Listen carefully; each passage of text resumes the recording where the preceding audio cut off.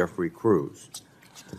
I would take a moment to recognize that this is General Kruse's first posture hearing before the committee.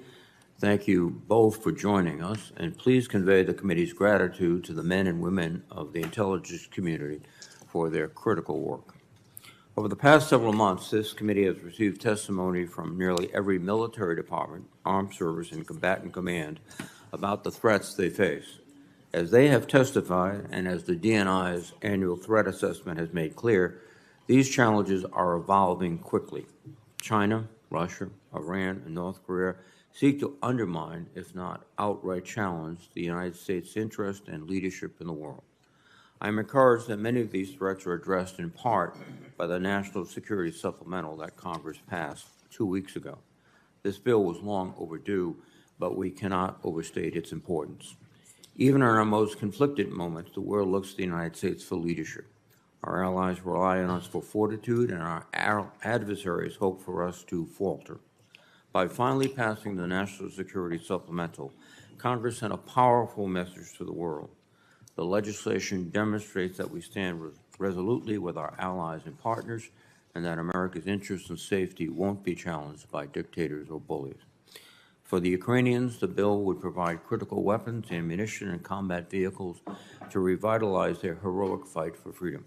Vladimir Putin must be stopped, both for the sake of Ukraine's survival and the security of all Americans. As the annual threat assessment warns, Putin has repeatedly said that if he succeeds in Ukraine, he intends to, quote, reunify other former Soviet states. This will almost certainly involve direct military conflict with a NATO country, requiring the United States to send our own men and women into harm's way. Director Haines, General Kruse, I would ask for your assessment of the Ukraine conflict in the larger context of the evolving international order. I hope you will also address the extent to which Russian and Chinese efforts are aligning under their so-called no limits partnership and potential implications for U.S. national security. As we know, China is watching us closely, and the supplemental aid package will serve as an important deterrent to President Xi's aggressive ambitions in the Indo-Pacific and around the world.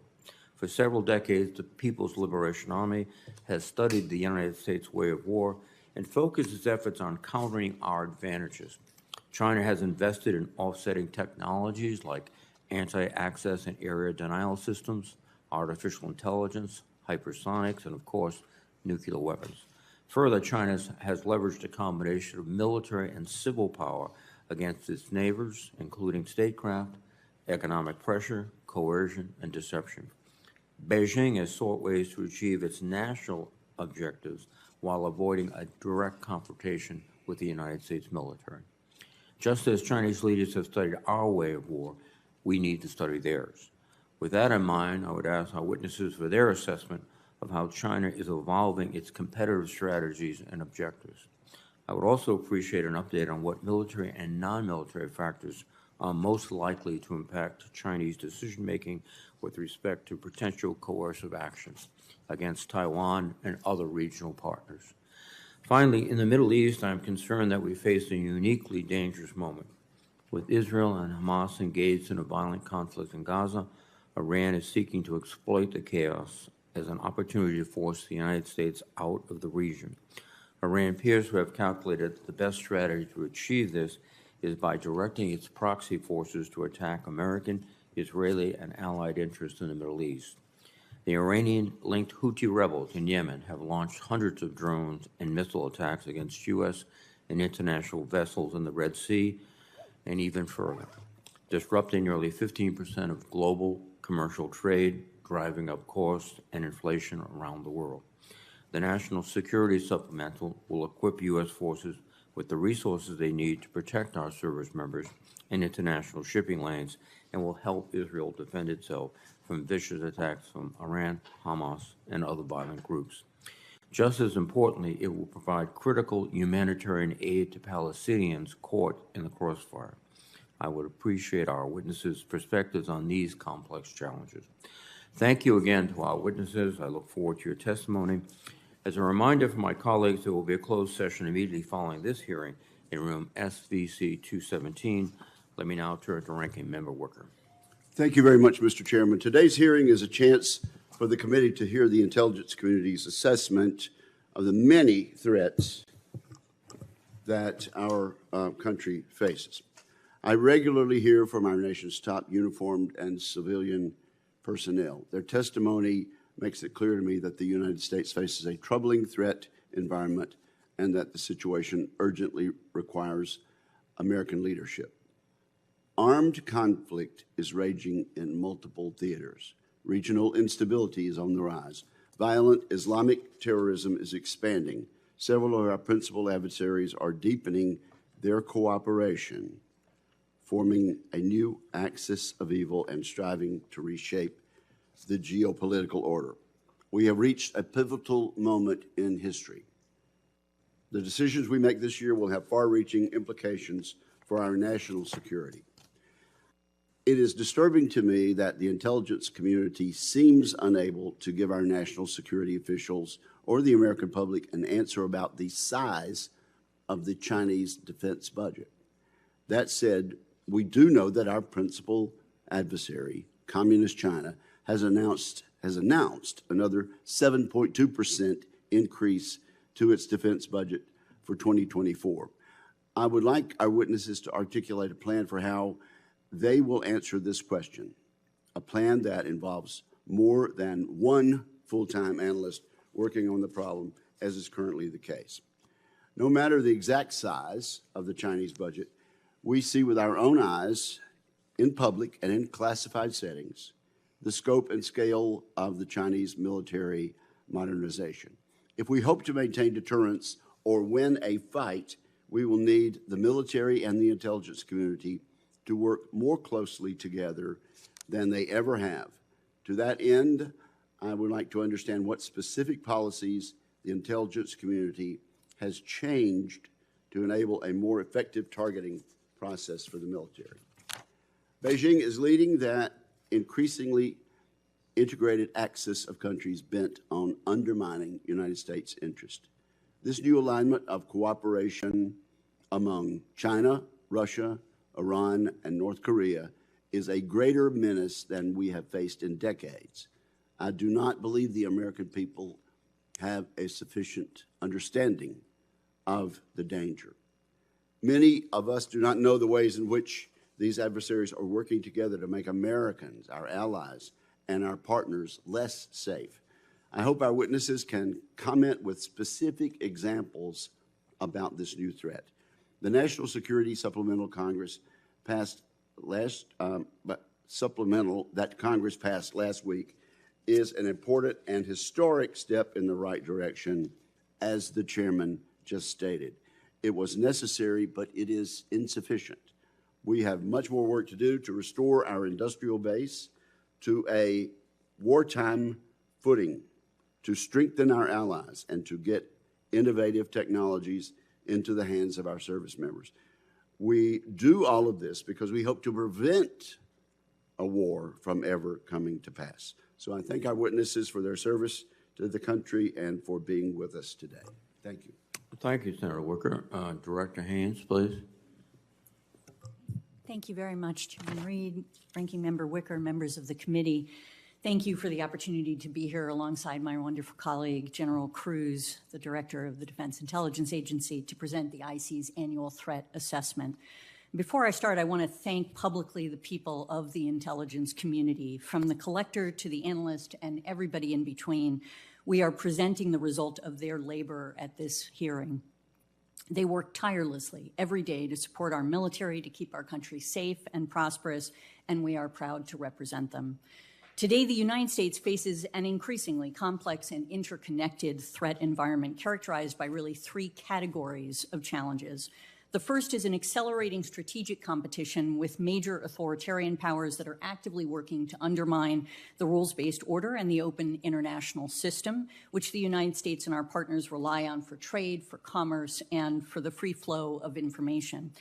And the second category is a set of more intense and unpredictable transnational challenges, such as cybersecurity, terrorism, climate change, narcotics trafficking, and health security that often interact with traditional state-based political, economic, and security challenges. And the third category is made up of regional and localized tensions, including those that have erupted into full-blown conflicts, with far-reaching and at times cascading implications, not just for neighboring countries, but globally. And all three categories are affected by trends in new and emerging technologies, environmental changes, and economic strain that is stoking instability, making it that much more challenging for us to forecast developments and their implications.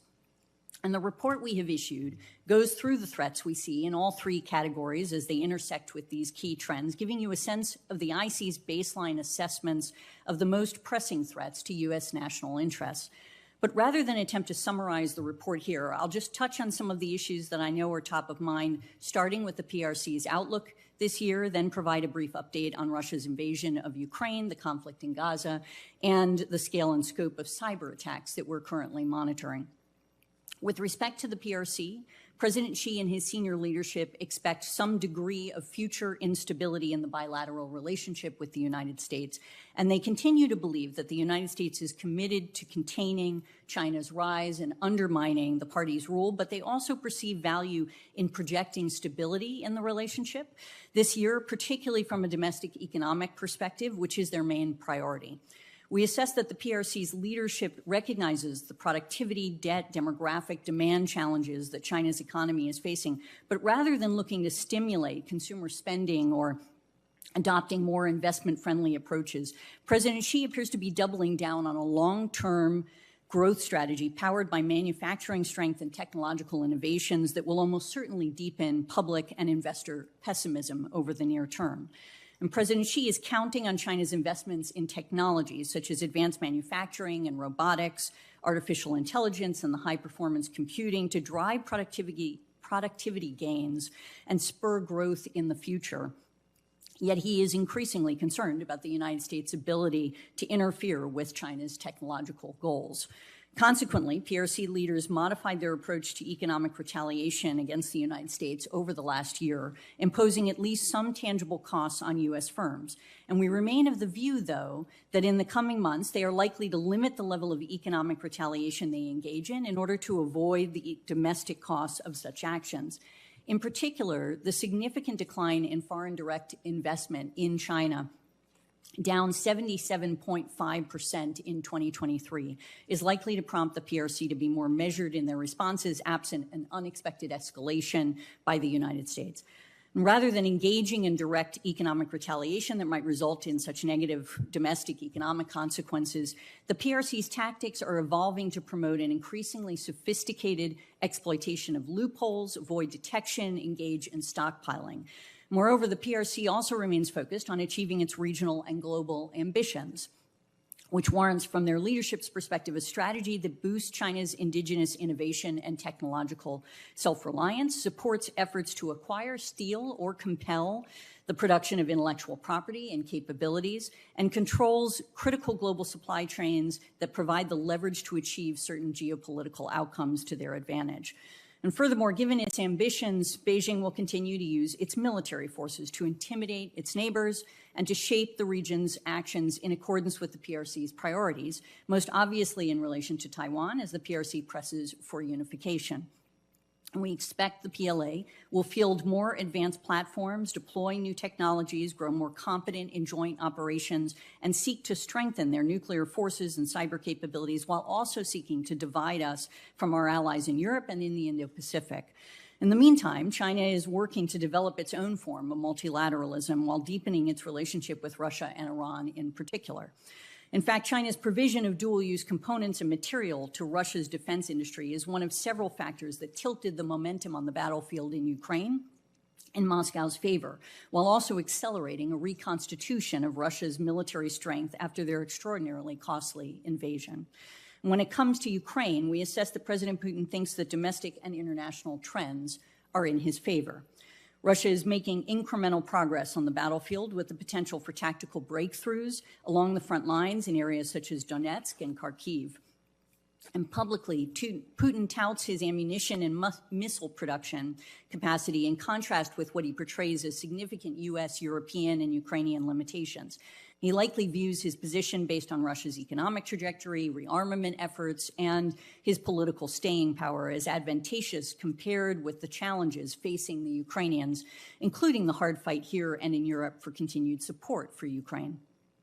Like Ukraine, Putin has for months indicated a willingness to enter into talks with Ukraine and the United States about the future for Ukraine, but without any indication that he is willing to make significant concessions. Putin's increasingly aggressive tactics against Ukraine, such as the strikes on Ukraine's electricity infrastructure, are intended to impress on Ukraine that continuing to fight will only increase the damage to Ukraine and offer no plausible path to victory. By targeting critical infrastructure, Moscow aims to create logistical hurdles that impede Ukraine's ability to move forces and supplies to the front, slow Ukrainian defense production, and build pressure for Kyiv to consider pathways out of the war, including through negotiations. And these aggressive tactics are likely to continue, and the war is unlikely to end anytime soon. In fact, in a major change in fiscal policy, President Putin has increased defense spending to almost 7% of Russia's GDP, nearly double the historical average.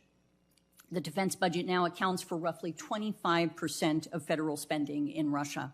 And in many ways, this is prompted by the fact that Russia has paid an enormous price for the war in Ukraine. Not only has Russia spent hundreds of billions of dollars, suffered more military losses than in any time since World War II, with more than 300,000 casualties, but the war precipitated Finland's and Sweden's membership in NATO, which Putin believes requires an expansion of Russia's ground forces. And Putin continues to judge that Russia is under threat and almost certainly assumes that a larger, better-equipped military will drive that point home to Western and domestic audiences. Putin's strategic goals also remain unchanged. He continues to see NATO enlargement and Western support to Ukraine as reinforcing his long-held belief that the United States and Europe seek to restrict Russian power. In turn, he has tried to capitalize on global events, such as the outbreak of the conflict between Israel and Hamas, to divide us from our allies. And the crisis in Gaza is another striking example of how a localized conflict can produce global impact. Nearly 7 months in, the Gaza conflict has roiled the Middle East, presenting new security paradigms and humanitarian challenges while pulling in a range of actors. Most prominently, there was the unprecedented level of attacks between Iran and Israel, with Iran and its proxies launching hundreds of weapons towards Israel in response to Israel's killing of Iranian officials in Damascus. And additionally, cross-border attacks along Israel's northern border with Lebanon continue at a pace and intensity that is controlled, but has the potential to escalate, even as we continue to assess that Hezbollah does not want the situation to develop into an all-out war with Israel and the United States. And as of last week, the Houthis resumed nearly daily maritime attacks after announcing last month that they intend to escalate strikes and expand their hostile actions to the Indian Ocean. And meanwhile, Iranian-aligned militia groups in the region continue to plan attacks against our forces, but have broadly paused conducting such attacks, though it is not clear how long that pause will last. Moreover, the crisis has galvanized violence by a range of actors around the world. Both al-Qaeda and ISIS, inspired by Hamas, have directed supporters to conduct attacks against Israel and U.S. interests, demonstrating yet again the degree to which so many threat streams have system effects. Finally, I'll just end by talking about the increasing challenge associated with one of our most pernicious transnational threats, cyber attacks. We have seen a massive increase in the number of ransomware attacks globally in the last year, which went up as much as 74% in 2023. U.S. entities were the most heavily targeted, with attacks against the healthcare sector roughly doubling what they had been the year before. And moreover, this year, cyber actors are attacking U.S. industrial control systems, which are typically used to automate industrial processes at record levels. Many critical infrastructure sectors, including water and wastewater, food and agriculture, defense, energy, and transportation, rely on such systems. And although the likelihood of any single attack having a widespread effect on interrupting critical services remains low, the increased number of attacks and the actors' willingness to access and manipulate these control systems increases the collective odds that at least one could have a more significant impact. And in virtually all of the attacks we've seen against U.S. critical infrastructure, cyber actors took advantage of default or weak passwords, unpatched known vulnerabilities, and poorly secured network connections to launch relatively simple attacks. And for this reason, it is crucial that all of us, particularly critical infrastructure owners and operators, improve our cybersecurity practices to reduce our vulnerability to such efforts.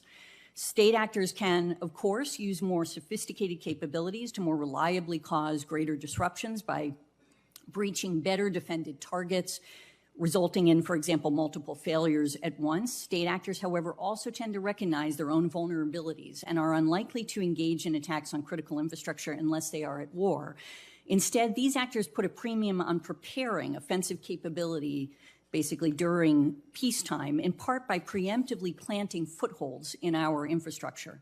And what is often the case, particularly in the context of ransomware attacks, is that we are dealing with unaffiliated cyber actors focused on obtaining money, power, or hacktivists who seek notoriety for specific causes. And there are, of course, so many threats and scenarios that I haven't covered in my opening remarks, but I hope we can do so when we get to your questions. And most of all, thank you for your support for the intelligence community's work and also for the work on 702 reauthorization. We very much appreciate it. Thank you. Thank you very much, Director. General Kruse, please. Chairman Reed, Ranking Member Wicker, and distinguished members of the committee, thank you for the opportunity to join Director Haines in presenting our assessment of the global security environment. I'd like to streamline my opening comments this morning first by echoing the DNI's overall assessments in her remarks, as well as her thanks to the men and women of the intelligence community. The Defense Intelligence Agency alone has officers in more than 140 nations around the globe, and we are joined by thousands more from across the 18 members of the IC. And with your support, they are world-class in their commitment and their results. And it's a privilege to represent them and their work before the committee. The national security arena's complexity, trajectory, and rate of change is perhaps the highest and most consequential we've seen in several decades. How we respond matters, and our level of innovation, focus, and integration must equal or outpace that of our adversaries. In this vein, I would offer three overarching themes beyond what the DNI has already mentioned that are the most concerning to me as the Director of the Defense Intelligence Agency. First is that while individually threats are growing, whether specific countries or rapid growth in malign use of advanced technology, artificial intelligence, biotechnology, unmanned systems, or cyber, there are a growing number of adversaries who are interacting and partnering in ways and toward ends that we have not seen before. Historical friction points are no longer governing their relationships, and the new resulting partnerships are still nascent and untested, meaning how we predict and shape their trajectory is nascent and untested as well. Second, while much of our collection, our analysis, our modernization, and our engagements are laser-focused on near and mid-term issues and impacts in Ukraine, the Indo-Pacific, and the Middle East, the long-term trajectory in these regions and the impacts on the United States are equally troubling and perhaps even more far-reaching. For example, how events in Ukraine play out in the months ahead will be critical and will impact how Russia emerges postured and emboldened for potential future conflict with its neighbors, including NATO. Similarly, the Chinese Communist Party's national and military plans are not solely focused on Taiwan and the South China Sea in the 2020s, but also on securing an entirely new place for the People's Republic of China throughout the 2030s and the 2040s. These ambitions and their associated military, space, cyber, and nuclear expansion to entice or compel outcomes are at the expense of their neighbors, the region, the United States, and the open international system. And in the Middle East, as mentioned, how the current conflict between Hamas and Israel is resolved is likely to determine regional dynamics for decades. Consequently, how we view and adequately prepare for these longer-term outcomes is a near-term issue with near-term actions required. And then finally, the third issue is our unquestionable need to protect our networks, our data, and our people from the pervasive threat of cyber actors, foreign intelligence entities, and insider threats. This includes not only the sophisticated capabilities of state actors, such as Russia and China, but also rogue cyber actors loosely aligned to governments. In addition to what Director Haines has already stated on the growing threat to critical infrastructure in local governments, this threat directly endangers our defense industrial capabilities, our hard-won technological and military advantages, our allies and partners, and our future defense operations. We must partner, invest, and integrate in new ways to secure what we value and safeguard the assured resiliency of our networks, the data, and the people. Thank you for the opportunity to appear before the committee today. We are grateful for the committee's long-standing partnership and support, and I look forward to your questions. Thank you very much, General, for both the Director and the General. The intelligence community, I believe, and correct me if I'm inaccurate, concluded that Iran was not aware prior to the attack by Hamas of the operation, but they seem to be exploiting it significantly, and by using their proxies throughout the region. And as you pointed out, Director Haines, our retaliation in September, 82 different strikes, has for the moment inhibited many of their proxies. Still, the Houthis are conducting operations. Can you give me an assessment of the Iranian strategy? Is it reactive or proactive? Are they trying to organize, a decisive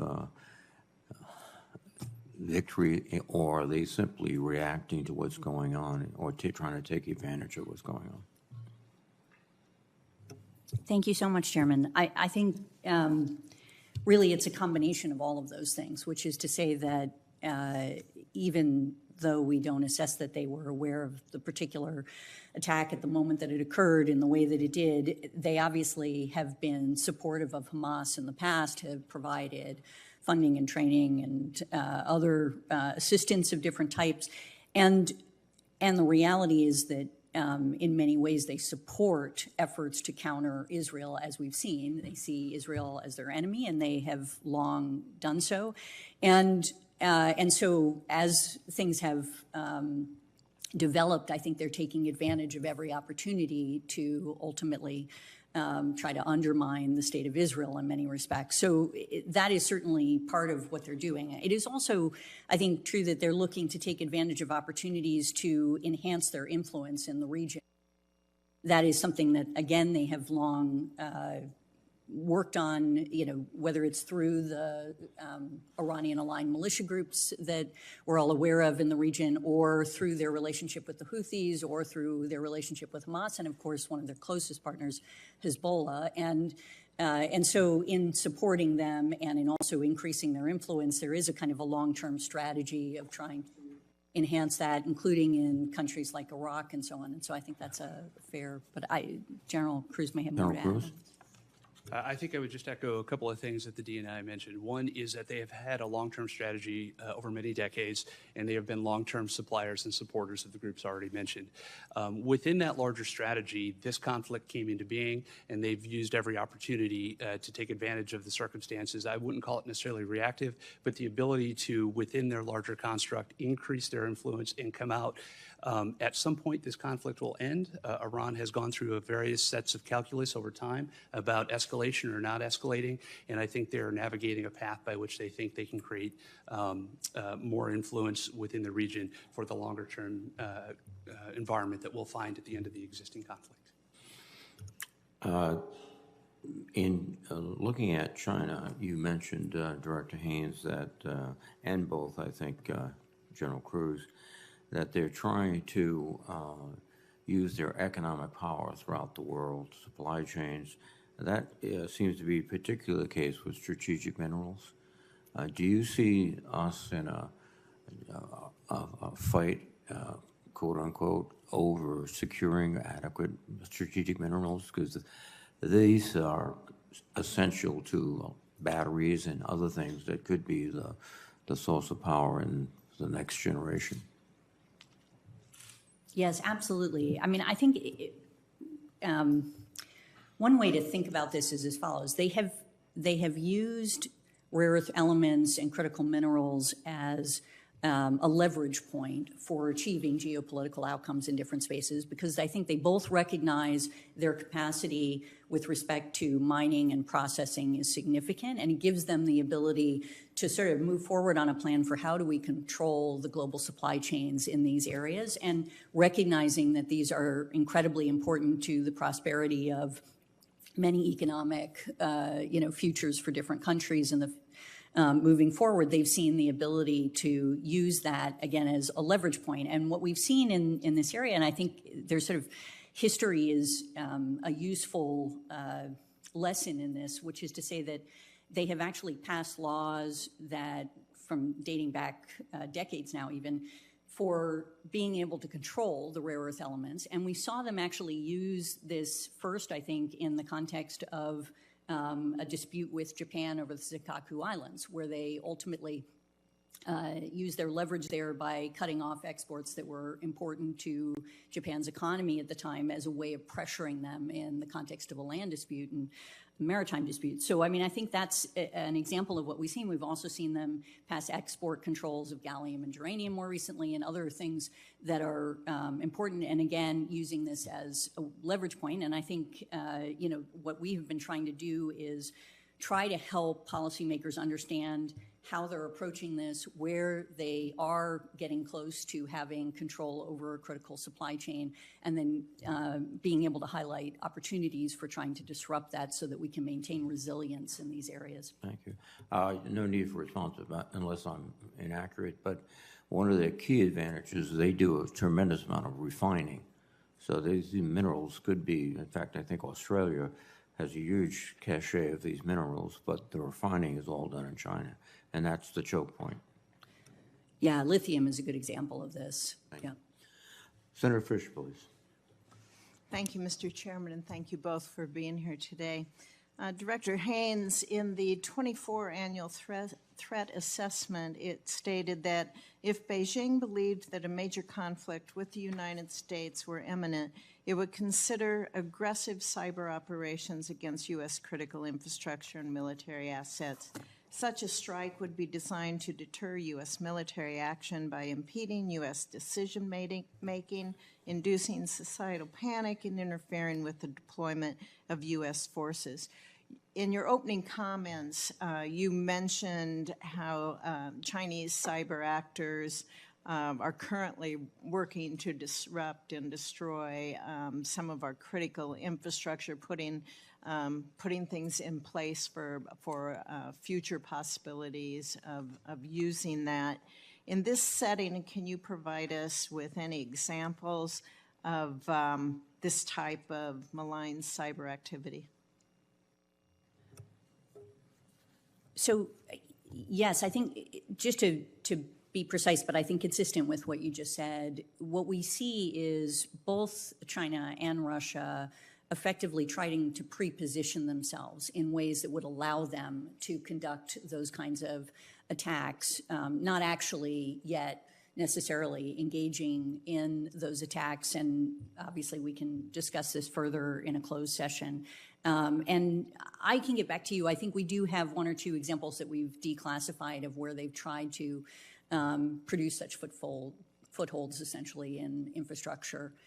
So okay. I'll do so in a follow-up. Okay. Does the intelligence community work at all with our utility companies and others so that you can increase awareness about the possibility of attacks and how these companies can work with you to help mitigate their vulnerabilities? Yes, we do so largely through, for example, CISA for, cybersecurity related to critical infrastructure. But we are very heavily working with them to ensure that they're able to provide the kind of warnings that you're describing for critical infrastructure across the board. And this is something that we spend quite a bit of time on. And as I indicated, we are seeing this sort of significant increase in attacks on control systems, which is so important to critical infrastructure. So much of our critical infrastructure relies on these types of automated control systems that are vulnerable to cyber attack. But again, what's, sort of working through exactly the attribution chain of where those attacks are coming from is quite challenging, and that's something that we spend quite a bit of time on.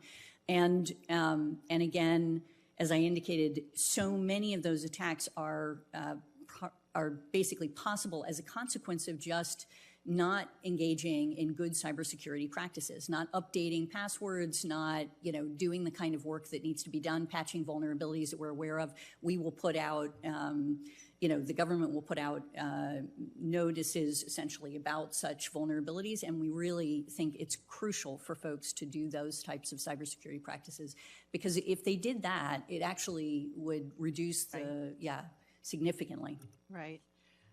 Over the past several years, we've watched as Russia and China, Iran, North Korea, they are rapidly expanding and modernizing their nuclear arsenals.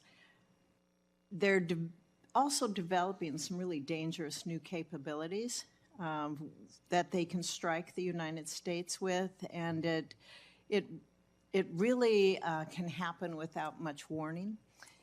Do we have any idea, General or Director, on how large stockpiles that these countries have, and or also what their intention is in future production? I think in this setting, I would say, yes, we have a great, insight into a handful of the countries with good precision. There's a few countries where we have some ranges, and in the closed session, we'd be happy to share those with you, as well as their likelihood of delivery of those to the continental United States. Right now, the United States provides a nuclear umbrella to our allies. They are dependent upon that, and I believe it limits nuclear proliferation around this world because of the confidence that our allies have in our umbrella that we provide them. Do you worry about our allies losing confidence in our ability to provide them with a strong deterrence when we see our adversaries continue to build at a breathtaking pace their nuclear capabilities? I'll start. I mean, I think you're absolutely right that the nuclear umbrella that we provide is intended to ultimately counter proliferation of nuclear weapons, and whether or not we're seeing a degradation in our allies' confidence that we will be there in these circumstances, given the thing is, I would say, like, it's not that I take it for granted, but rather that I think it's something that we have to continue to be very vigilant in working with our allies to ensure that they continue to have confidence in that nuclear umbrella in certain circumstances. I think there's been a fair amount of discussion about whether the Republic of Korea, for example, is particularly concerned, and given what they're seeing from the North, and whether or not they continue to have confidence in us being able to provide that nuclear umbrella versus their own particular, whether or not they should in fact engage in their own nuclear program. But our assessment at this stage is not that they are, pursuing that at this point, even though we recognize it's an area of public conversation. And I would just echo that, having been assigned in the Indo-Pacific many times, so that's really some of the adversaries who present the threat, and then some of our allies who engage in the dialogue with us, is that they will occasionally, when we see a change in stockpile, have a great conversation with us. And what you'll see is that as long as we continue that dialogue, they are confident in the U.S. nuclear umbrella. I would offer, as we think through this, sometimes it is not just the capacity, an increase in the numbers don't change the nuclear umbrella that the U.S. provides. It's really only when you get to changes in capabilities, and every conversation that we've had to date have been good, constructive conversations, and those will just continue. Thank you. Thank you, Mr. Chairman. Thank you, Senator Fisher. Senator Shaheen, please. Good morning. Thank you both for being here. During the New Hampshire primary back in January, we had a domestic actor who used artificial intelligence to voice clone President Biden's voice and to target voters in a robo-scam in New Hampshire. Your threat assessment talks about how Russia is contemplating using electoral outcomes in 2024 to affect Western support for Ukraine. Both Russia and China are using AI to improve their capabilities to reach into Western audiences. You both mentioned that in your opening statements, the potential impact. And I have a couple of questions. First of all, are you able to share information with state and local officials when you see those kinds of AI or cyber-generated influence into what's happening in states? Director Haines.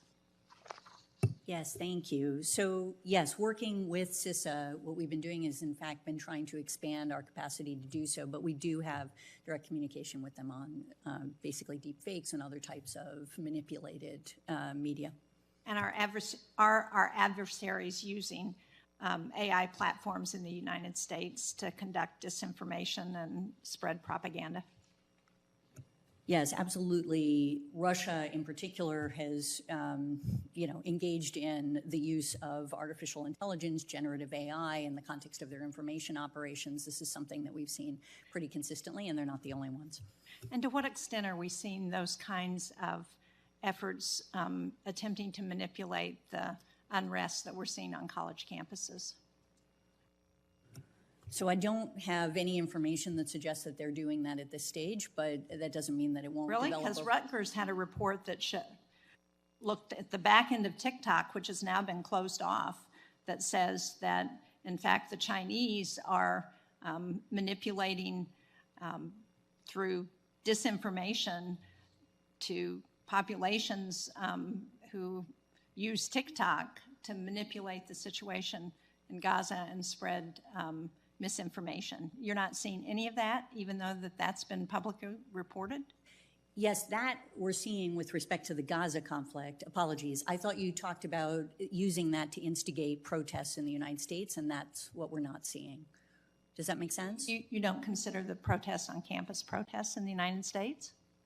I do. I'm sorry. We are seeing misinformation, disinformation that is being, and even true information that's being exacerbated with respect to the Gaza conflict. It's not directed at protesters so far as I am aware at this stage. Does that make sense? In other words, No, not looking to direct protests. I'm not being clear because Okay. there have also been public reports that particular Chinese sympathizers are funding some of these protests to exploit the situation in Gaza. I mean, that's been reported publicly for several months, and in fact, even the committee in the House that's looking at China, Mike Gallagher has talked about this. So are we seeing that?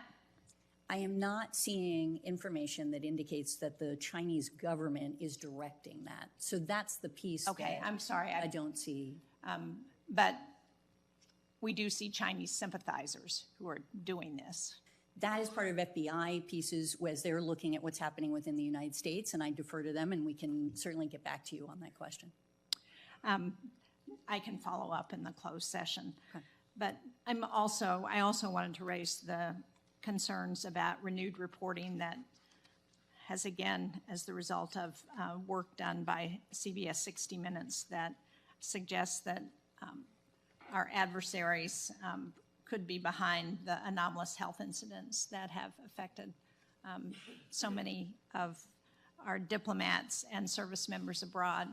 Are you rethinking how the intel community is looking at what's happened with those anomalous health incidents and thinking that maybe we should do a little more investigating about who's behind those? Thank you, Senator. So we absolutely are continuing to investigate what's happening with anomalous health incidents. And we identified in our last, which is now a little over a year ago, intelligence community assessment, a whole series of gap areas that we have to continue to work to ensure that we're collecting intelligence, making sure that we are, in fact, closing those gaps so that we can be more confident in our assessments, but also to determine whether or not they undermine any of the basic assumptions that we make in those assessments. And so that has been a continued process and will continue as a process. And there's no question that we all see this as a very important and priority for the intelligence community. When we went back, obviously, after the 60 Minutes show, we said, is there anything here that changes our assumptions, our assessments? Our analysts took a very close look at it. The vast majority, they say they had already actually known before the intelligence community assessment was issued, but there were new things since the intelligence community assessment that had come in, and they still have not changed their basic assessments at this point, which is essentially that some elements think it's very unlikely, some think it's unlikely. They have various degrees of confidence as to whether or not a foreign actor is behind AHIs, but that is something that we just have to continue to work at in order to make sure that we in fact have that right, and moreover that there isn't some further information that would be useful to us in understanding what is causing these. Well, thank you. I appreciate that, and I hope you will report back to the committee. Thank you, Senator Sheen. Senator Rounds, please. Thank you, Mr. Chairman. Thank you to both of you for your service to our country and for your testimony here today. We live in what is perhaps the most complex, if not most dangerous, threat environment this nation has had to deal with since World War II. Accurate intelligence assessments are crucial to our success in navigating these challenges. Director Haines, your annual threat assessment points out the persistent threat of malign influence operations that are being conducted by Russia, China, and Iran. A host of our systems and platforms critical to our national security operate on the 3.1 to 3.45 gigahertz band of the spectrum, or the lower 3G band. I know we're going to get into the weeds a little bit on this, but I just want to get for public understanding the seriousness of this particular issue. Are you aware of any or of the Chinese efforts to encourage other nations to build out their 5G infrastructure on the 3.1 to 3.45 gigahertz portion of the spectrum? Let me come back to you on that question, sir. Okay. Let me ask it this way. Are you aware of any Chinese campaigns to encourage U.S. companies to push the Department of Defense to auction off their share of the lower three band of the spectrum? I should come back to you just to be confident that I have it right, sir. Okay. I'll skip the rest of the questioning along that line until later, okay? All right. Director Haines, based on the increasingly robust cooperation between China and Russia, is it fair to assume that if either one of them engaged in hostilities with the United States and our allies, that it would increase the likelihood that the other would also initiate some form of hostilities as well? Yeah, we see China and Russia, even for the first time, exercising together in relation to Taiwan and recognizing that this is a place where China definitely wants Russia to be working with them, and we see no reason why they wouldn't. General Kruse, in your professional military opinion, is the department taking into consideration this increased cooperation between Russia and China when it comes to identifying joint force requirements? I think the department is concerned, has been for a while, and then what we've seen over the last 2 years has caused the department to relook at its analysis and become even more concerned about what are our joint force requirements in an environment where, as discussed, we would anticipate even if Russia and China and a military force are not interoperable, they would certainly be cooperative, and we would need to take that into account in force structure and planning. I'll just address this to both of you then. Have any of our plans been updated to reflect this no-limits partnership between Russia and China? I think what I'd say is from a departmental perspective, our planning process is a multi-year process, starting with what the threat looks like, and then how do we step through a fairly intensive vetting of what kind of operations we might want to conduct. And we have, for the plans that you're probably most interested in, we are in the middle of that revision today. Director Haines? Yeah, and I would say, I mean, we produced quite a bit of analytic material, I think a lot of which you have read, that indicates this increasing cooperation in the No Limits Partnership, as you say, but just across really every sector of society, political, economic, military, technological, and so on. And so that is something that our understanding is prompting new planning across the government in many respects. Bottom line is that basically if we were to have a conflict with one, the chances are we would have a second front. And that the planning that we have to do includes confrontation on not just one front now, but the capabilities, the planning, the equipment, manpower that would be necessary for two different fronts simultaneously. Am I correct? Yeah, I think certainly it's a possibility. The question of just how likely it is, I think, differs depending on the scenario, which I'm sure is obvious to you, but yeah. A greater possibility now than what it was 2 or 3 years ago, though. I think from the Department of Defense perspective, that would certainly be the case. And it just has to be taken into account whether or not we actually believe there would be two full upfronts. That is analysis and assessments that will mature over time. But certainly we have to take that into account into the planning, as you have suggested. Thank you. Thank you, Mr. Chairman. Thank you, Senator Rounds. Senator King, please. Thank you, Mr. Chair. First, I want to thank you, Director Haines, for starting with an emphasis on cyber. The truth is, we're in an invisible war on many fronts on cyber already. As you outlined, everything from ransomware to attacks on SCADA systems to insertion of what I call sleeper cells in our critical infrastructure. You also emphasize rightly the fact that it's got to start at the desktop, and personal cyber hygiene is critically important. However, particularly on these state-sponsored potential attacks, well, I would say they've already occurred on our critical infrastructure. We're not going to be able to patch our way out of that.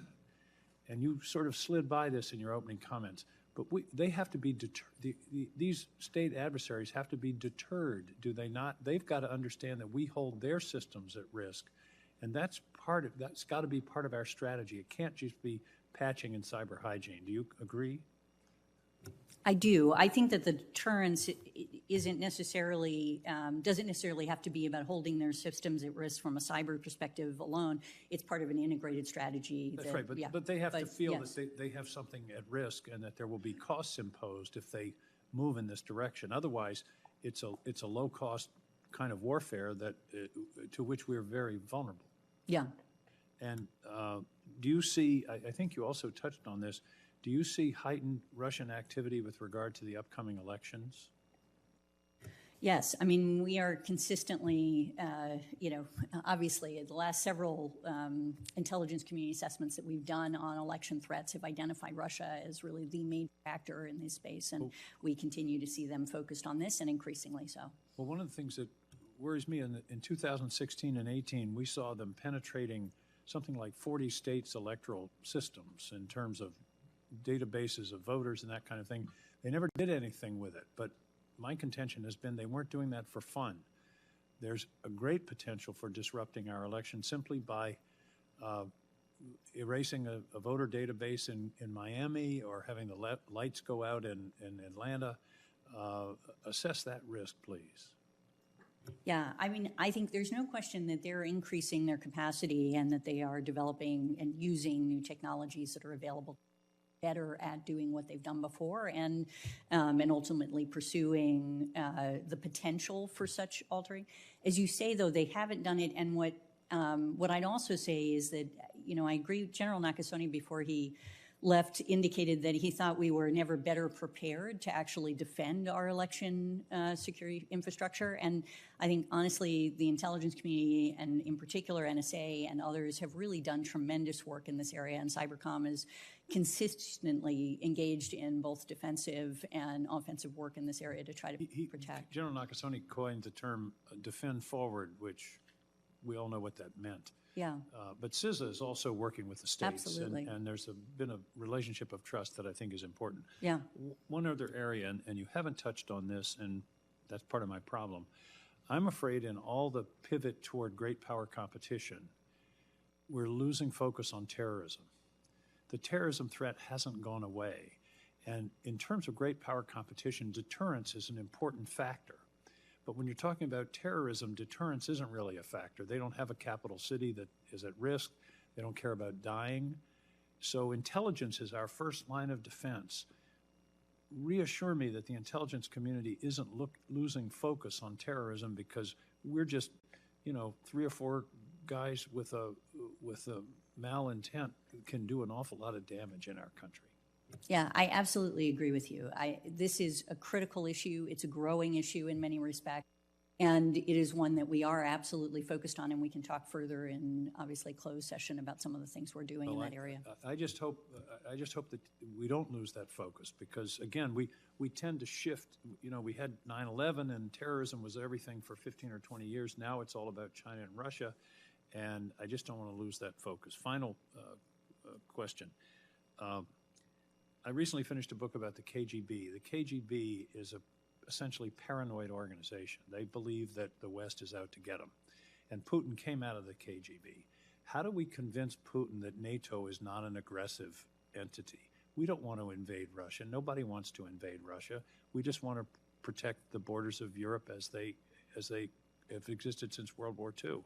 Do you agree with me that Putin really believes that NATO is winding up to somehow invade or otherwise violate the sovereignty of Russia? Yes, I do agree with you that there's a certain paranoia associated with this, and there is, as I indicated in my opening remarks, Putin really does believe that the security of his country is at risk on some level. It is, I think, a question, actually, I wish Director Burns were here for, how could you convince him psychologically that, in fact, NATO is not? Because, in so many respects, the actions that NATO has taken has actually been intended to reassure, and at the same time, it has not landed. And in many ways, what Putin has done has precipitated so many events that he was seeking to avoid. I mean, he obviously did not want to see NATO enlarge, and yet his invasion of Ukraine precipitated, Finland and Sweden joining, something that never would have happened, frankly, or we certainly would not have assessed that as being likely on the timeline that it occurred before the invasion. He's actually made it much harder to convince him of that because there were a number of efforts in NATO to actually talk to Russia. He's provoked the very things he was worried about. Yeah, exactly. I'm sorry, my time is up. Please. Thank you very much, Director. Thank you, Mr. Chairman. Thank you, Senator King. Senator Ernst, please. Yes, thank you, Mr. Chair, and thank you both for testifying in front of us today. Director Haines, of course, we're here to talk about global threats. We've heard about China, Russia, and so forth. But earlier this week, the press reported an effort that would bring one of our global threats here to our homeland. A recent poll found that 71% of Gazans viewed Hamas's brutal attack on Israel, including the rape of innocent women, their murder of children, and their murder of and capture of Americans as, quote, the correct decision. Do you believe that welcoming a significant number of Gazans who likely are harboring these views into the United States, do you believe that that would threaten the safety of Americans?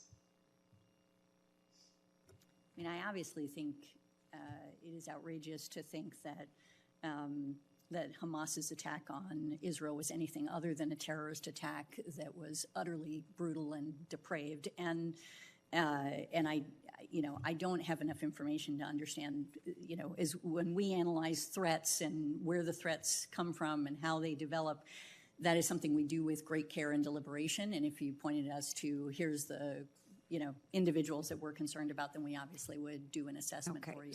So just broadly, though, 71% in this poll of those in Gaza support what Hamas did, and yet our president is considering an action to bring Gazan refugees to our homeland.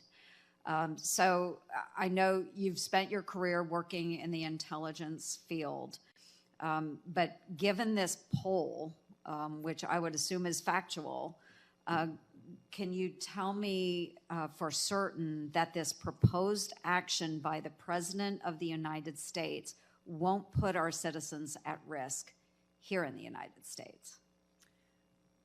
I'm unfamiliar with the poll, but I can tell you that the process for bringing individuals into the United States includes a very significant vetting process. That would be the kind of process I would expect would occur, and so therefore that would mitigate against any concern or risk that we would have.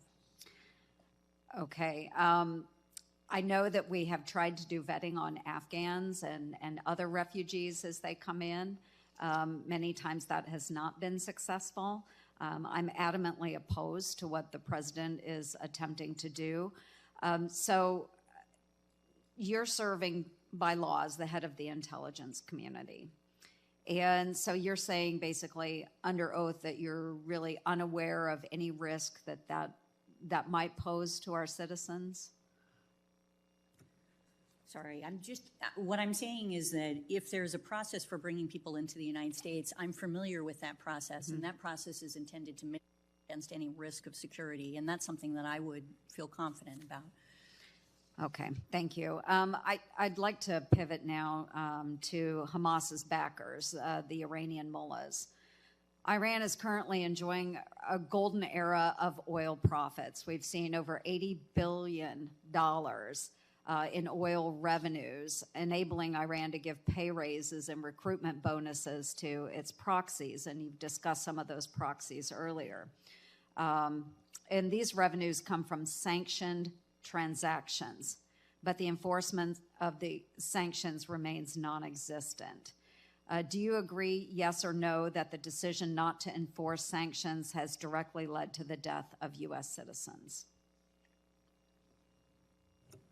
I couldn't make a sweeping statement like that, I'm afraid. I think it's no question that Iran continues to benefit from oil sales and that they look for ways to get around sanctions, and that's something we've seen them engage in, and that they are also, as you say, funding and assisting various groups in the region. I think it's also the case that, frankly, the Iranian economy is in deep trouble right now and is actually suffering significantly. It's been one of the challenges that they're facing. But beyond that, unless I'm faced with a particular scenario that we can assess for you, then we would obviously do that. Well, what I would say is that they do back Hamas. We know that. They back Hamas. And I wouldn't even say they're trying to get around sanctions because we just don't enforce them. So there's open trade of Iranian oil. We, as the United States, have these sanctions. We don't enforce them. So a good deal of their profits, of course, will go to support these proxies. And Hamas has killed Americans. They killed Americans on October 7th. They have held 8 Americans. 3 we know are confirmed dead. They're still holding 5. So I would say that just in my mind, my estimation is that, yes, they are using the profits to kill Americans. They have done it already. I would like to see additional enforcement of these sanctions, not your area, but certainly it all ties together. So I look forward to visiting more about this, maybe in a closed session, but we have got to do better. And I'm just using this time to make a statement, too, that I disagree wholeheartedly with what the president is trying to do by taking people out of Gaza and bringing them to the United States. I have seen failures in the vetting process before. I certainly don't want to see those failures repeated. So I appreciate your time today. Thank you. Thank you, Senator Ernst. Senator Hirono, please. Thank you, Mr. Chairman. Director Haines, you have acknowledged Russian interference with our upcoming elections. In another area, I am wondering whether the intelligence community was able to identify Russia's use of social media to put out messages that the Maui wildfire was caused by government, or that the Maui community should not trust FEMA. Was the intel community able to identify Russian use of social media in this regard? And this is an important question because I can, of course, as we experience so many more of these kinds of massive climate disasters or natural disasters, we can expect that Russia will use social media or some other ways to create instability and questions. Yeah, thank you very much for the question, ma'am. And I don't remember, so we will get you an answer to that. Yeah. I know that, for example, the Microsoft, for example, was able to discern that Russia was doing this with regard to the Maui wildfire. So I really would like you to address this for me. Now that we know that there's a huge need for people to be able to work in the intel arena, in the intel environment.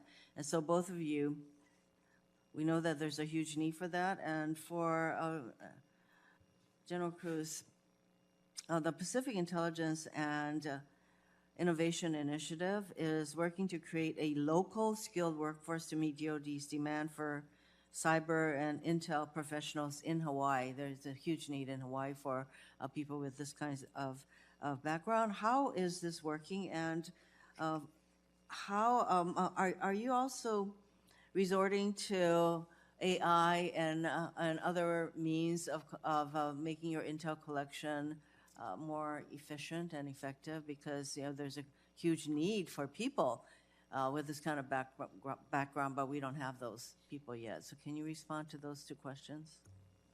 Certainly.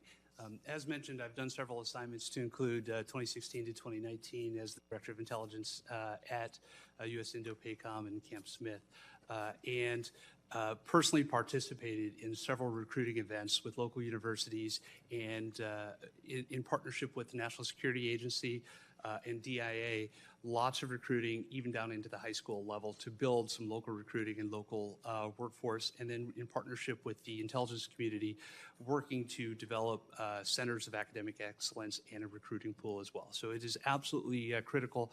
I do not believe we'll be able to fully man the intelligence requirements on island without doing local recruiting and being able to develop the workforce, and the local partners have just been absolutely tremendous. So to your answer there, it's critical to do. We are investing in additional STEM and cyber pay where those kind of skill sets are required, but to your point, we have skill sets that we need all across the board.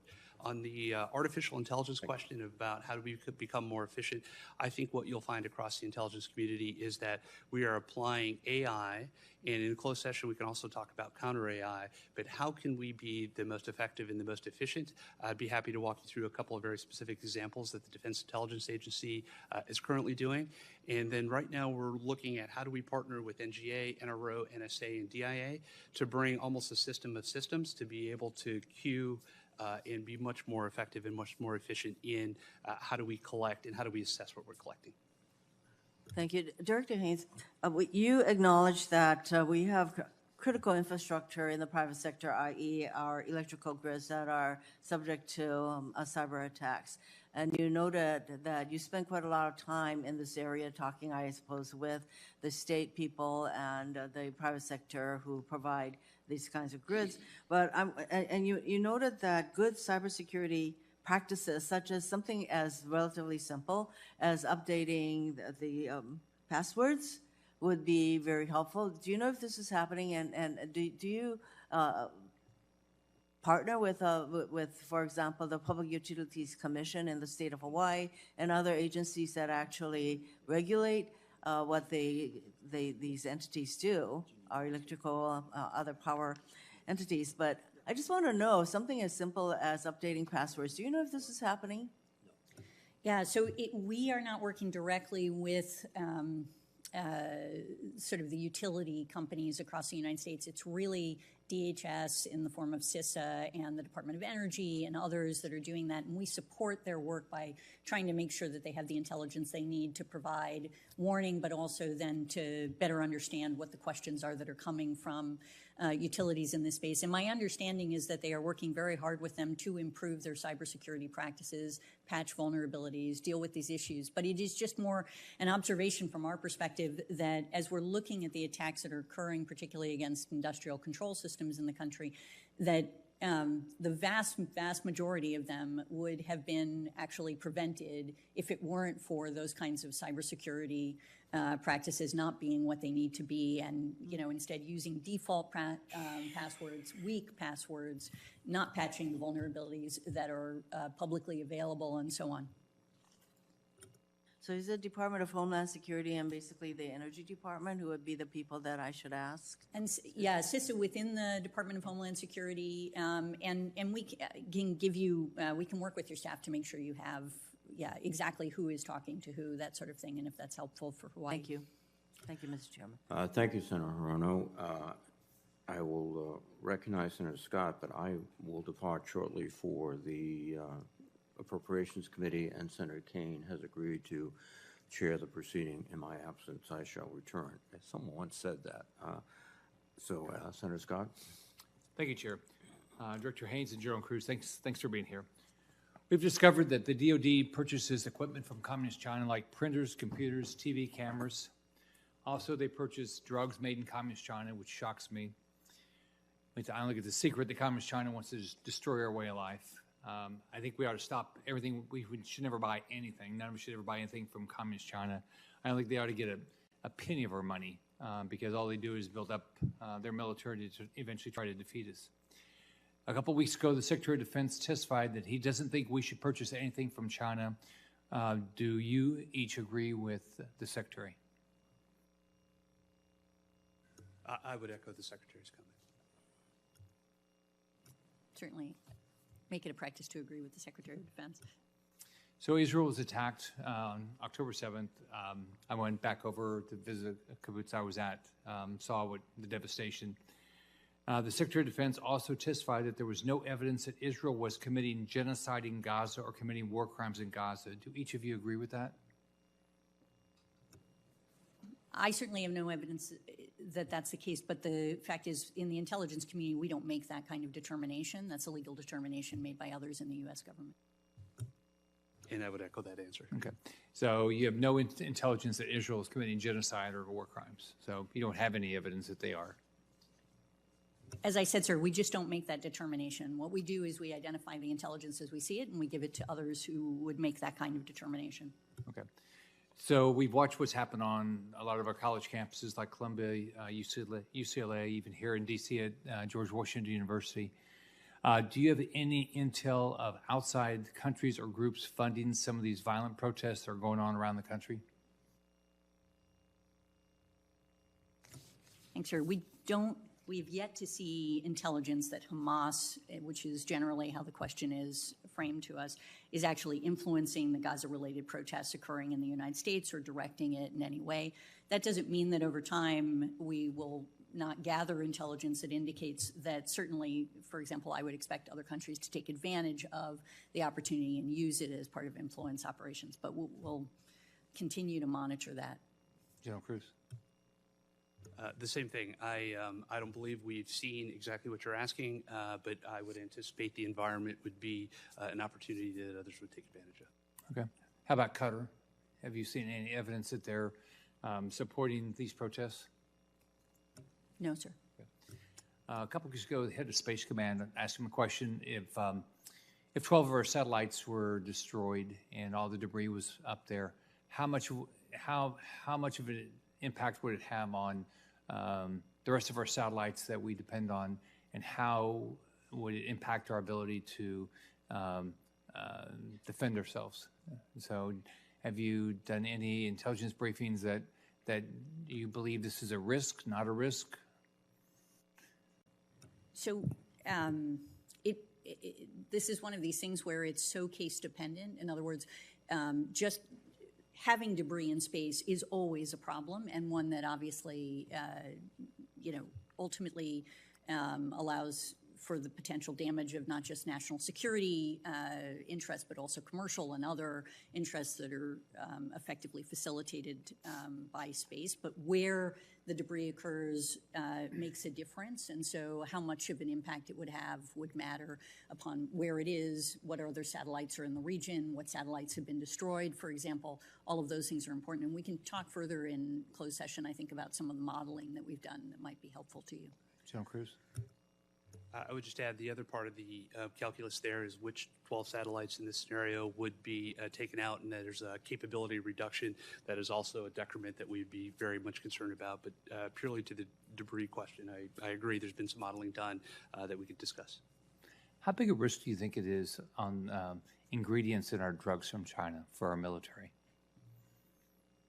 Either of you? I don't know that I know enough about that topic to be able to speak on that, and I'd be more than happy to work with our analysts to see if we have an answer for you that would be useful for you. Does it surprise you guys that so many of the ingredients in our drugs are coming from China when they're at the same time trying to kill Americans through fentanyl and everything else, and that our military is still relying on a majority of our I think it's a majority of our drugs ingredients are coming from China? I don't believe that I'm surprised by how the market has developed over years and decades, and then where we find ourselves today. As the environment wants us to withdraw, there is a supply chain that we will have to modify, to implement the policies you're talking about. But certainly, you've accurately described how the market has developed and how our supply chains currently work. Okay, thank you. Thank you, Senator Scott. Good to see you both. I want to just acknowledge some amazing work that the U.S. military has done in two very challenging contexts recently. The U.S. effort to support Israel, together with other nations, during the attack from Iran was truly a superb operation, and I don't think that kind of thing happens by accident or by chance. It demonstrates an awful lot of training, an awful lot of capacity, an awful lot of cooperation. And had we not been successful in that, the level of escalation that we might have seen in the region, the damage to Israeli cities, communities, people, the likely escalation thereafter could really have been devastating at a very critical time where the last thing we need is escalation in the Middle East. And so I just, at a hearing like this, I want to acknowledge the great service of U.S. military in forming together with Israel and other nations a defense against the Iranian attack. And second, the work that the U.S., primarily the Navy, but not solely the Navy, has done in the Red Sea to repel attacks by Houthis against commercial ships, military ships. Again, in tandem with allies, but most of the work is being, the hard work, the kinetic hostile fire is being taken by U.S. military has been truly remarkable. And the remarkable thing, and I know this has got to keep you guys up every night, is when we are sitting there in the Red Sea and absorbing incoming over and over and over again, we have to have 100% success rate. It can't be 98, can't be 99%. My understanding is it's been 100% up to now. I don't want to jinx it, and we've been as close as 3,000 yards from striking a U.S. ship that we were able to take down with a Gatling gun. Some use of missiles has enabled us to take down incoming missiles or drones at further distance, but 3,000 yards is pretty close. And we've got a lot of Virginians on those ships in the Red Sea, and I know other members here have sailors from their states there too. So I want to start with that, and that it takes a lot of work to get to that. I mean, the development of the Aegis system goes back decades, and good intel, and using the intel well, both to defend but also to strike positions in Yemen that could do damage. I mean, I just want to express appreciation. I do want to focus on the Red Sea, and so let me begin with Director Haines.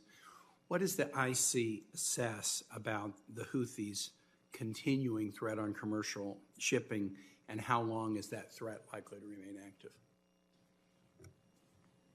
Yeah, so our assessment is essentially that it is going to remain active for some time. It is in part because Abdulmalik, the leader of the Houthis, continues, we think, to see domestic political advantage for some of the actions that he's taking, that he is interested in kind of burnishing his regional reputation, and he has seen this to be adding to that in many respects. And that they continue to indigenously produce a fair amount of UAVs, other weapon systems, and so on, and of course are also getting assistance from the Iranians in this respect, and that neither of those things are likely to change in the near future. Now, that doesn't mean that the strikes that the Department of Defense and the coalition with our allies have taken haven't had impact. They have, but it's been insufficient to really stop the Houthis from going down this road. And so that is sort of our... What's your assessment about if there were to be a ceasefire in Gaza, what's the likelihood that the pace of attacks would significantly reduce? Yeah, it is honestly unknown at this stage. They have indicated that at different times that they would comply with the ceasefire, so I think there's a fair possibility that that is what. And wasn't there some abatement of the pace of attacks into the Red Sea during the the ceasefire? That's exactly right. They did in the prior one, but it's just one of the things that's been challenging is that their rationale for their attacks has shifted over time a bit, and it's gotten more complicated at times. He's indicated that they wouldn't stop unless in tolls, humanitarian assistance had been delivered to a certain degree, things like that. And so it seems like there are additional requirements that he's added, but it doesn't mean that he wouldn't pause during the And even if the ceasefire, might under past rationale lead them to stop, to the extent that they feel like this is, burnishing their reputation for being kind of a bad actor, they might continue even in a ceasefire condition. Yeah, it's possible. Last question. Why aren't more allies and members of the coalition helping the United States and actually taking military action against Houthis who are targeting their ships? I mean, we're protecting commercial ships of other nations. The number of nations that are participating in the military activity seems small to me. How should I understand that?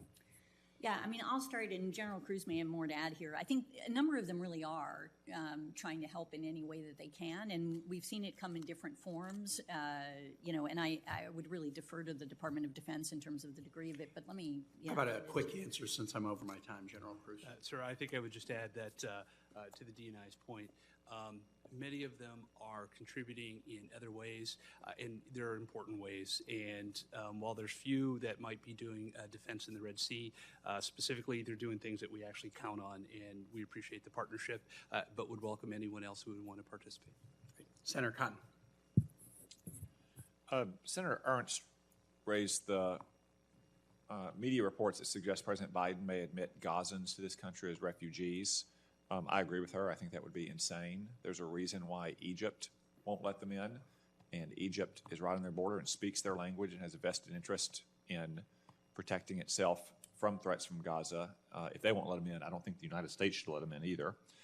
But I want to focus now on the actual threats from the crisis at our southern border of actual migrants who've crossed in this country already. Director Haines, FBI director, recently said the terrorist threat level that we're contending with right now is at a whole other level. Do you agree with Director Ray's assessment? Yes, I think it's just absolutely the terrorist threat level is of grave concern, and we can obviously have discussions in closed sessions about what that means, but so I would agree with that. How many illegal immigrants on the terror watch list have been caught at the southern border this year?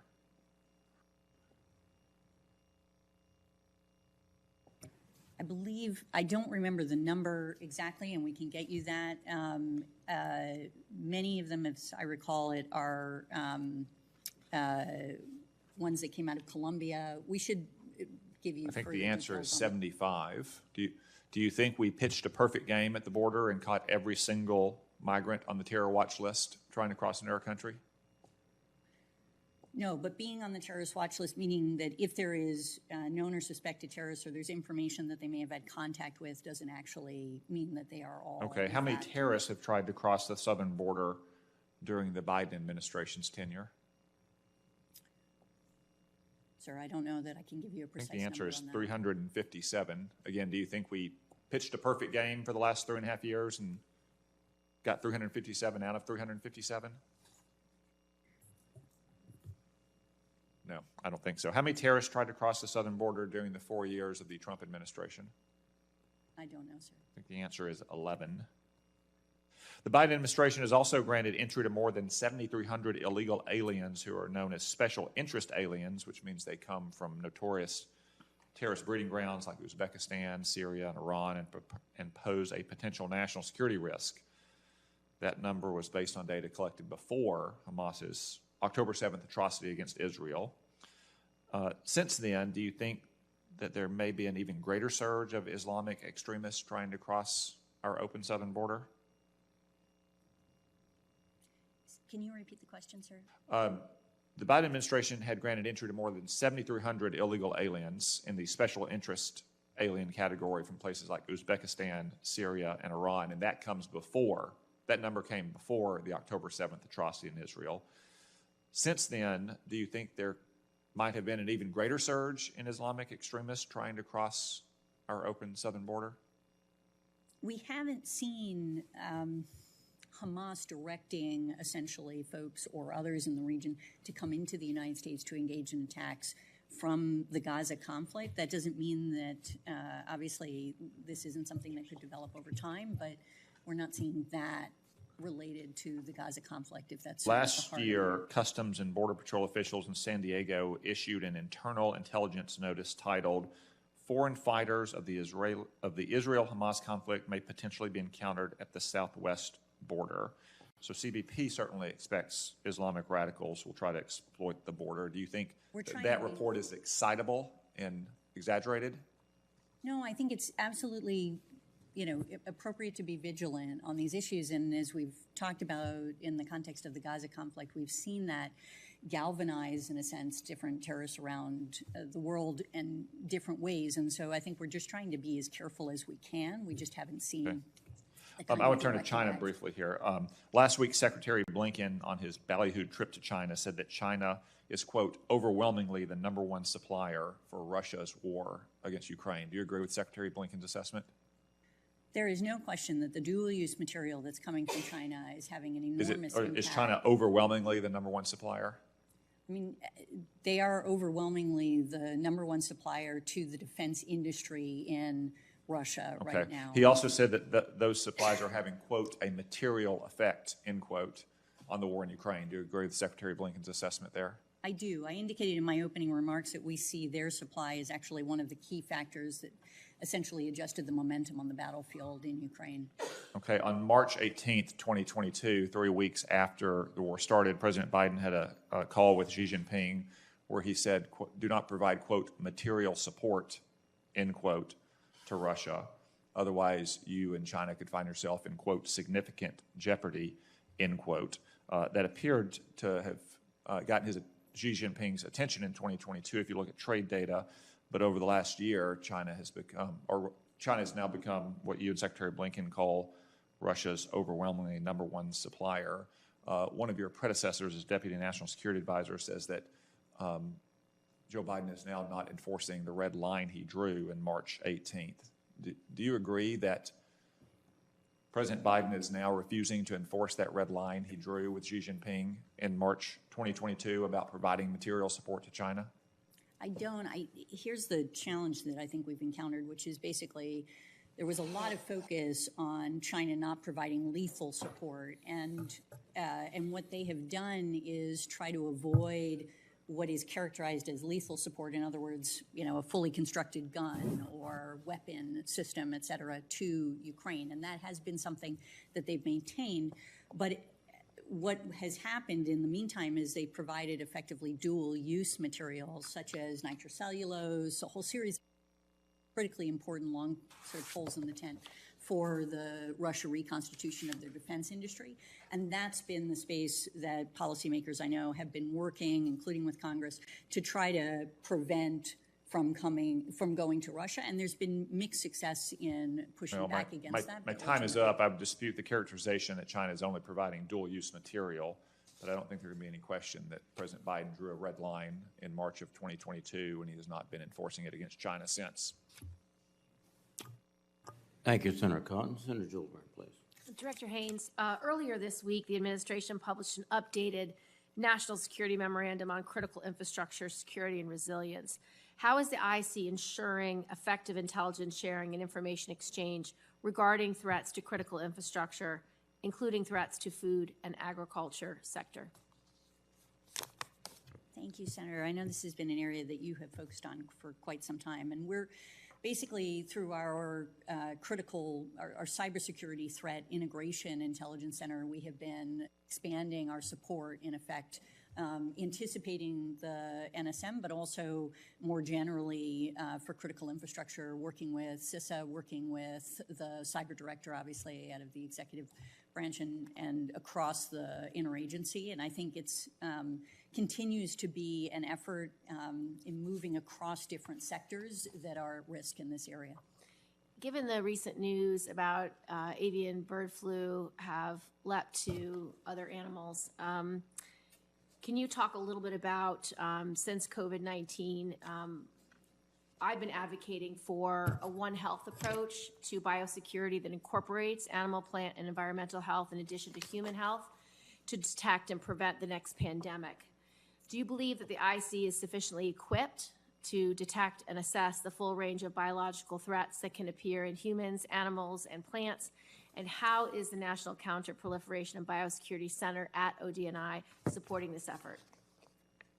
Yeah, I think it would be always an overstatement to say that we can detect everything that would be, ultimately a potential vector for both human and animal concerns. But the fact is we have really expanded and invested a tremendous amount in improving our biosecurity practices, and not just in terms of just, what the National Counterproliferation and Biosecurity Center does in the context of allocating resources for collection to ensure that we actually have what we need in order to be able to identify vectors, but also in doing some really extraordinary modeling for how it is that we can detect when there are outbreaks, what's happening, and how we can manage it, thinking through the analytic structure that we need to build it into a variety of different functional and regional areas that we're managing in these spaces, and supporting, which has been obviously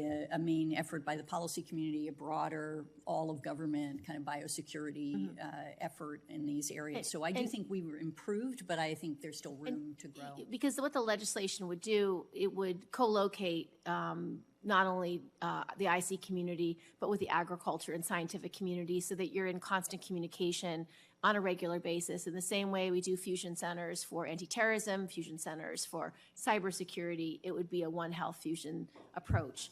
And I know that's not the exact organization today, but today, are you at least having communications with those sectors to be informed and to get the most up-to-date information possible? Yeah, our director has actually invested quite a lot in improving our communication with non-Title 50 agencies, which is how we think about it, with including the Department of Agriculture and others, so that we can actually have those sorts of conversations. And it's also been supported by the work that our Cybersecurity Threat and Integration Center has done, which is also improving our communication with various non-Title 50 agencies and departments, including, again, the Department of Agriculture, because we see them as one of the major sort of threat potential vectors. Thank you. I think, as you know, the National Defense Authorization Act from 2024 expanded the Cyber Service Academy to allow up to 10% of graduates to serve in the non-DoD intelligence community if that component enters into an agreement with the Department of Defense. Has ODNI entered into discussions with the DoD yet to take advantage of this source of cyber professionals? And have you encouraged non-DoD components of the IC to pursue this talent pool? Yes, absolutely. And I believe we are in discussions, but we have not yet concluded an agreement. Thank you. Thank you, Mr. Chairman. Thank you very much, Senator Gillibrand. Senator Mullen, please. Thank you, Mr. Chairman. Dr. Haines, you had mentioned briefly a little bit about Iran's economy. Do you want to broaden a little bit more on that? I should get you the facts and figures. I don't have them in front of me, and we'll supply But you that said to it was you. it was in bad shape, right? Yes. I don't disagree that it's probably not in great shape, but would you agree it's in better shape than it was 3 years ago?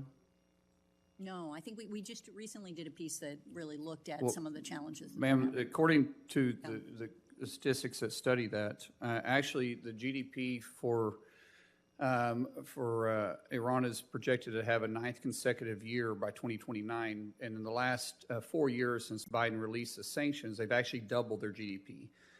In 2019, they were just about 250 billion GDP. In 2020, they had dropped to below 200. And today, they're over 500, and they're projected to continue to grow until 2029 underneath the current statistics. Now, this is stuff that's open source that you can get, and I can actually read it to you. The gross domestic product for GDP is currently priced in Iran was forecasted to continue to increase between 24 and 29, which has already had 4 consecutive years of increase, over $101 billion US dollars at a 24.15% increase over the next 4 years. Since 2025 to 2022, their gross domestic output is $576.24 billion. So has the sanctions that were lifted been a good thing or a bad thing for Iran in the war on terror?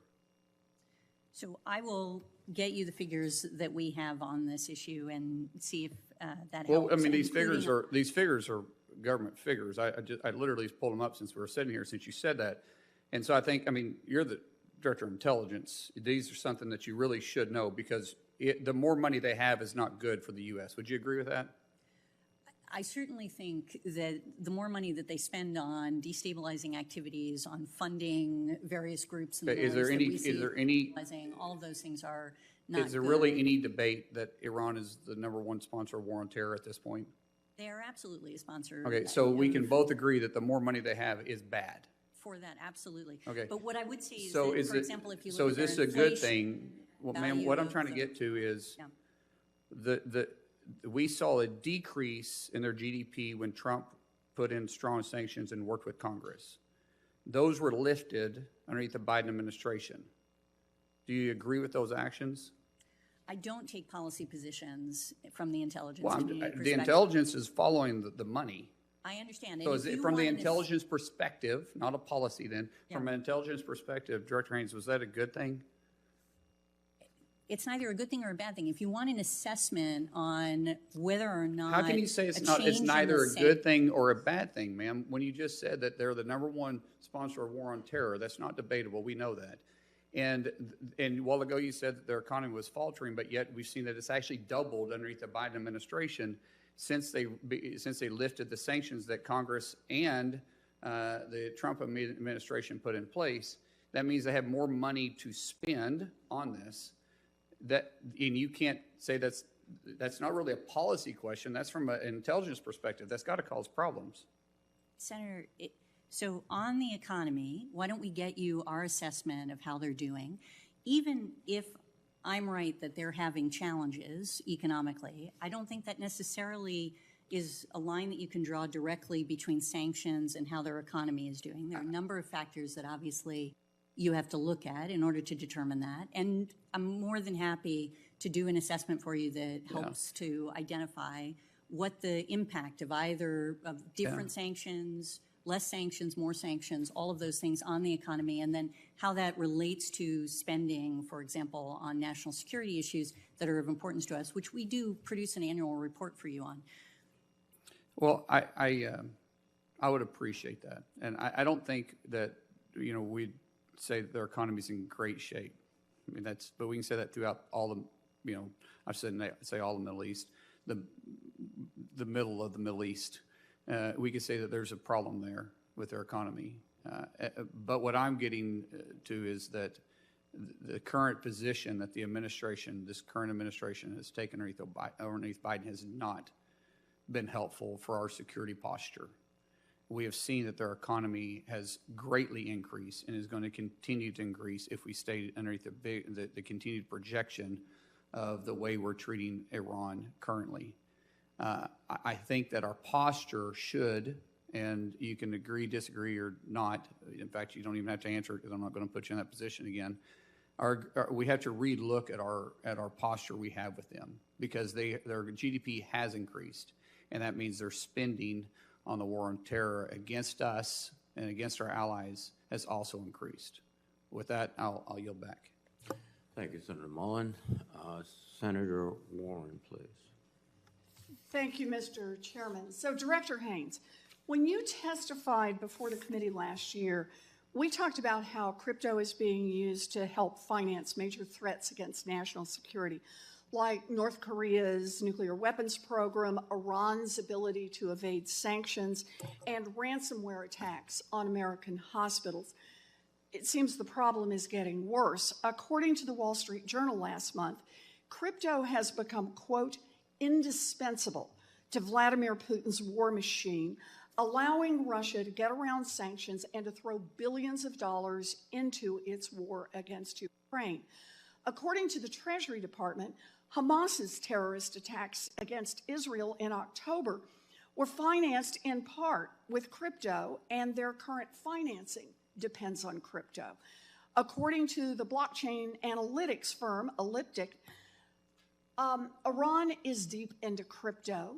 And so let's focus for just a minute on how Iran is using crypto. Director Haines, reports from our intelligence and national security agencies say that Iran uses crypto to evade U.S. sanctions. For example, in 4 years, Binance, just one of many crypto exchanges, processed $8 billion in transactions for Iran. Can you explain what threat that poses for our national security? Yeah, I think there's no question that cryptocurrency is a significant issue for our national security. And as you say, we talked about DPRK last time, and today we continue to produce statistics that indicate that I think it's now over 50% of their foreign currency revenues are coming through crypto, that there is really just significant exploitation of this as a way to get around sanctions, to ultimately engage in illegal transactions, to support a system, and certainly the ransomware attacks and other things like that demonstrated it. And with respect to Iran, we see this. So there's no question that Iran permits the use of cryptocurrencies, right, and smart contracts to pay for imported goods because it lacks access to the U.S. dollar, and that's a consequence of the sanctions regimes that are in place. What is also true, though, and I think is just to frame it, doesn't mean that this isn't a problem, but its use is relatively limited as compared to other transaction pieces. So it's not been as much of a major factor in our judgment as it might otherwise seem. So in other words, we've got in early August 2022, the country made its first official cryptocurrency payment for imports, which were worth $10 million out of a total of $102 billion for imports. So it's sort of a similar challenge in the context of Russia as well, where we see them using cryptocurrency, and I think it is almost certainly going to expand in different ways. But there are some kind of structural limitations on their capacity. So let's look into that. Let's look at the structural limitations here, because I think what you're telling me is Iran is definitely using crypto to move money around. Yes. And to do that to evade sanctions and to fund Hamas. And your assessment is consistent with the assessment of the Treasury Department on this. But that's not all that Iran is doing with crypto. Iran is also making money by processing crypto transactions for other people. So as you know, crypto relies on middlemen. In the crypto world, they're called miners or validators, and they process or verify transactions. The Iranian government officially entered the crypto industry in 2019 because it could make money doing it. So if I sent $1,000 in Bitcoin over to you, Lieutenant General Kruse, and you and I might be sitting here in Washington when we engage in this transaction, but Iran may be the one that is processing the transaction for us and pocketing the transaction fee that I pay. And neither one of us would ever even know that we were enriching Iran through this transaction. According to one estimate, in 2021, Iran processed as much as 7% of the world's Bitcoin transactions, enough to earn them about $1 billion. So, Lieutenant General Kruse, the bigger the crypto market gets, the more opportunities Iran has to profit by processing other people's crypto transactions. Let me ask you, how important is it that we cut off this revenue source for Iran? Well, if I could, what I would say is this is not dissimilar to the previous conversation about the source of revenue, whatever Iran's source of revenue, crypto or other transactions, oil sales, and then how Iran uses it. So it does come, the more finances they have available to them, this or other sources, certainly allows Iran to make decisions on how it's going to spend. All right. So look, we have the tools to cut off countries like Iran from the banking transactions, but those tools weren't designed for cryptocurrencies. So crypto money keeps flowing here. And that's why I'm concerned about any effort to regularize stable coins without giving regulators the full set of tools they need to crack down on terrorist financing. Anything Congress does to legitimize and grow the crypto market must have strong protections so we don't increase money-making opportunities for Iran and other adversaries. Thank you, Mr. Chairman. Thank you, Senator Warren. Senator Rosen, you're recognized. Thank you, Mr. Chairman, and I'd like to thank Director Haines and General Kruse for testifying today and for your service. And so I guess the theme this morning is Iran, and of course I'm going to expand on a little bit, but Iran and the Russia defense cooperation, because Iran has used the war in Ukraine to bolster its own military partnership with Russia by providing Putin's regime hundreds of drones that have killed Ukrainian civilians. In return, Russia's providing Iran with missiles, cyber tools, air defense systems, and Iran's also seeking to acquire modern Russian fighter jets, helicopters, and radars. So, General Kruse, how does Iran's capacity to produce and export long-range attack drones, evident in both the Middle East and against Ukraine, potentially accelerate the spread of such capabilities globally, particularly with Iran supplying these systems to Russia for its use in war? And I'll just add, if you want to talk about both of these, how does this acquisition also enable Iran to take an even more aggressive posture right now in the Middle East? I think Iran has spent considerable time and effort to be able to produce the kinds of UAVs and other equipment that others would find value, and they continue to improve the capabilities of what they've been selling over time. You mentioned several hundred. I would say it's probably even 1,000 or more of UAVs that Iran has provided directly to the Russians that they are using on the battle space. And also providing design so Russia can do their own manufacturing of that. So this has been a somewhat new business line. It's just a continuation of Iran's previous business line, but it does provide two things. One is a revenue source to Iran. It provides also some capabilities to the proxy organizations and other adversaries, and increases their capability and their capacities over time. Thank you. I'm going to move on a little bit into what powers a lot of these systems, particularly as we think about Bitcoin, cyber, all these threats, artificial intelligence. And so we have a little bit to worry about in artificial intelligence competition. So Director Haines, as we continue to explore really the potential of artificial intelligence, and we have to really discuss these ethical boundaries, right? Because there's growing concern that our strategic competitors like China, Russia, and others may not adhere to the same ethical standards, especially regarding the weaponization of technology, potentially leading to abuse, which can threaten our global security, our national security. So could you discuss the implications of this difference in ethical standards for AI development and deployment, particularly in terms of threats to our security, and how do we work with our allies to put in these ethical standards? Because we know artificial intelligence, it's garbage in, garbage out. Whatever you put in is what comes out, and that's why this is particularly important. Yeah, absolutely. I mean, I think I agree with how you've characterized the challenge, and I think it is one of the there's sort of the first order issue, which is an ethical issue, but maybe even a step beyond what you're describing, which is to say that an educational issue, because computers learn. Exactly. Right. Yeah.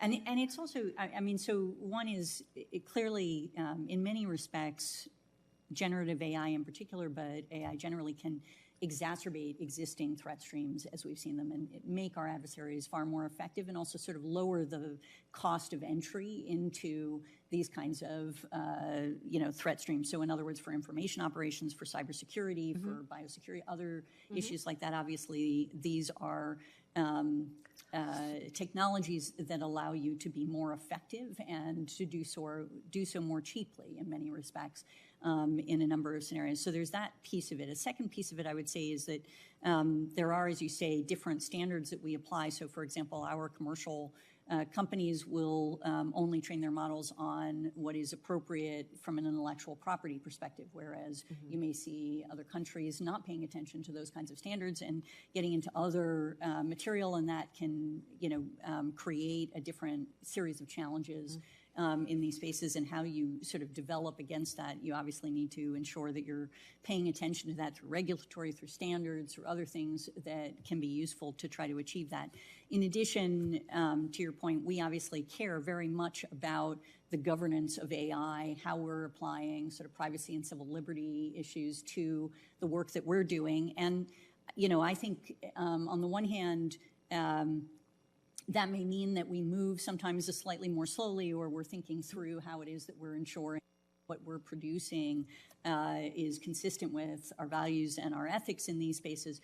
But at the same time, I actually think that can increase the efficacy in many respects of the work that we're doing, because ultimately what you really want to do is train AI on the best possible data, quality data, things that do not have inherent biases in them, things along those lines that will actually get you to answers that are more effective in answering the questions that you're ultimately trying to do. So we are spending quite a bit of time both on thinking about how we use it in a positive way and for our own mission, but also how to counter what it is that we're seeing, obviously, from allies in these spaces. Maybe I'll leave it at that. Thank you. I have some questions on anti-Semitism. I'll submit them for the record. Thank you, Mr. Chairman. Thank you very much, Senator Rosen. Senator Schmidt, please.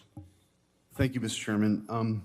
Director Haines, I have a couple questions. So recently you stood up the Foreign Malign Influence Center.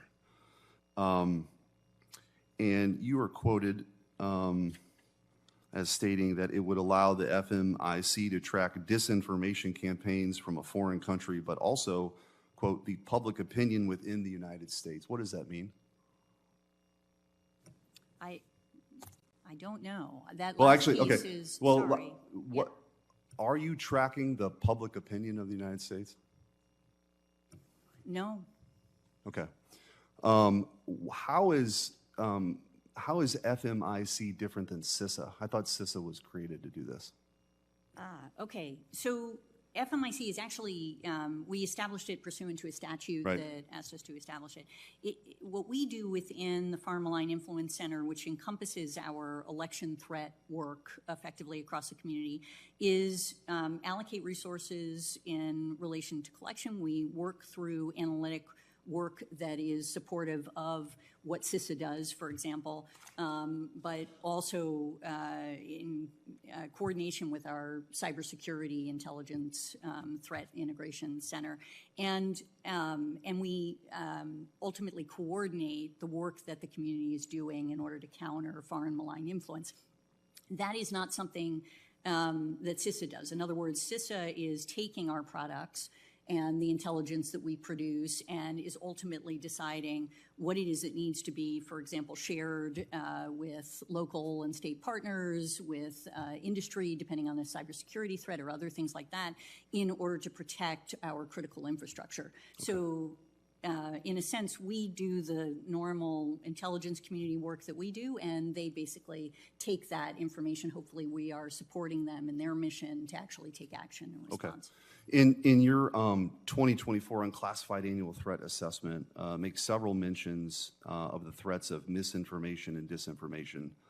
Specifically, the report mentions adversarial state actors leveraging disinformation to attempt to propagate divisive societal issues to weaken America and our democracy. It also references medical disinformation as a threat to global health security.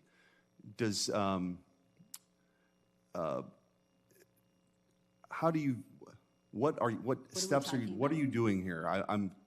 Because as you know, a court has found that there's been great coordination between the intelligence community and government agencies to censor speech. In the Missouri versus Biden, the Fifth Circuit, to censor speech. And so the determination was made that opinions about efficacy of masks or transmissibility of COVID after the vaccine was taken down at the behest of government actors. So my big concern is, are you using this to quell dissenting points of view? Because I don't know what medical disinformation means, and why, if you're involved with censoring or limiting speech of Americans who may have different points of view, let's say if masks work or not. So is that what you're talking about with medical misinformation? So just a few things. I think I obviously don't play a lawyer in this position, but I would not accept your characterization of what the court has found. And well, I would actually was the lawyer that I was the attorney general that filed the lawsuit, so I'm pretty familiar with that case. Okay, understood. I am just saying that from my perspective, the intelligence community does not and has not engaged in any sort of censorship of. Well, okay.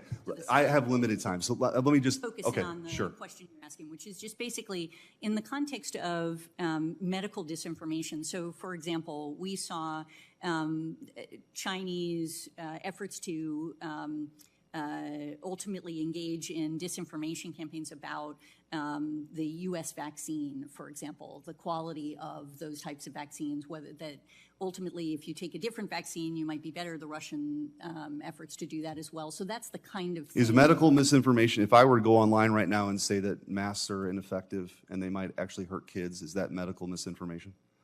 Well, you're not a foreign actor, so that wouldn't be foreign malign influence. What we would be looking for is a campaign from another country, such as Russia and China, engaging in disinformation about, for example, what I just described in the context. So I just, one last question then. So obviously you work with the FBI, right? Absolutely. The FBI is actually part of the intelligence. Correct. Have there been any consequences to the FBI's pre-bunking of the Hunter Biden laptop story? Because we know that Elvis Chan was claiming that the Hunter Biden laptop, even though it was in the FBI's possession, was a quote-unquote Russian hack and leak operation. And it wasn't, right? We know that it wasn't, but yet there's sworn affidavits now from senior executives of social media companies that said that it's exactly what they were told. Have there been any repercussions? Has anybody been fired for claiming this was a Russian hack and leak operation when in fact it was Hunter Biden's laptop? And by this way, the story got censored. Has there been any repercussions? Have you done anything about that?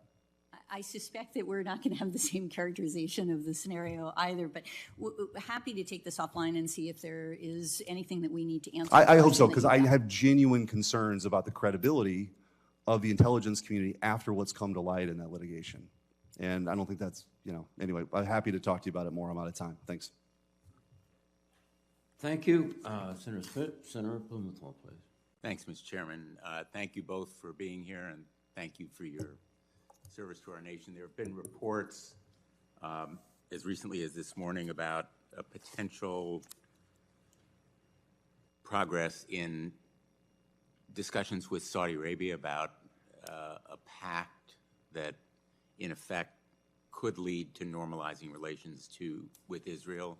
Those discussions, I'm aware, were underway before the October 7th attack with great promise. Could you update us as to what you know about those discussions and whether an agreement with Saudi Arabia directly without involving Israel in the first stage is possible at this point?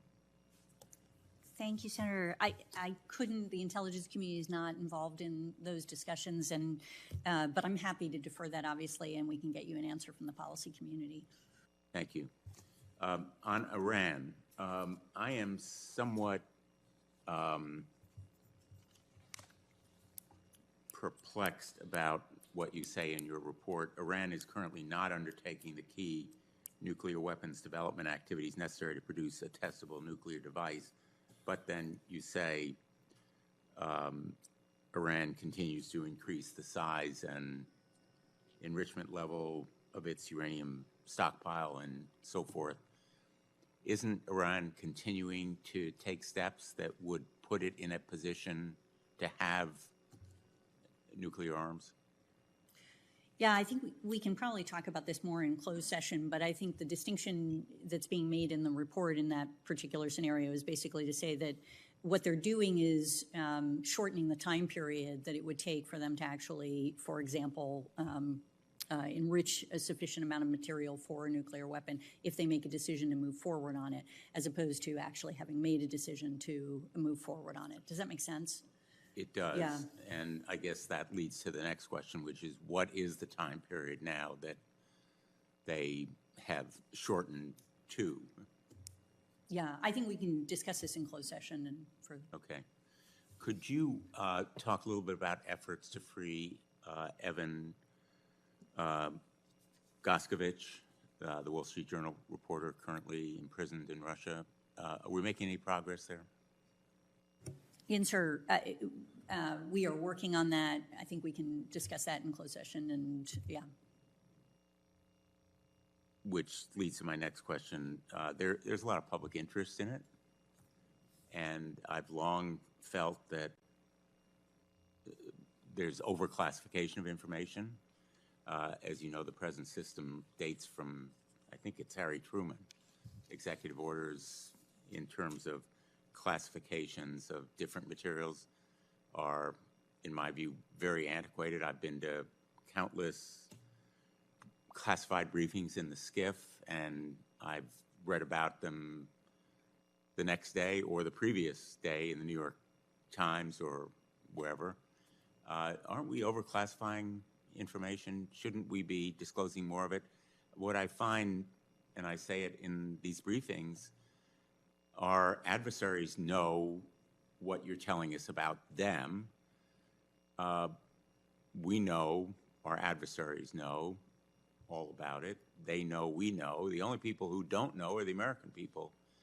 Aren't we overclassifying?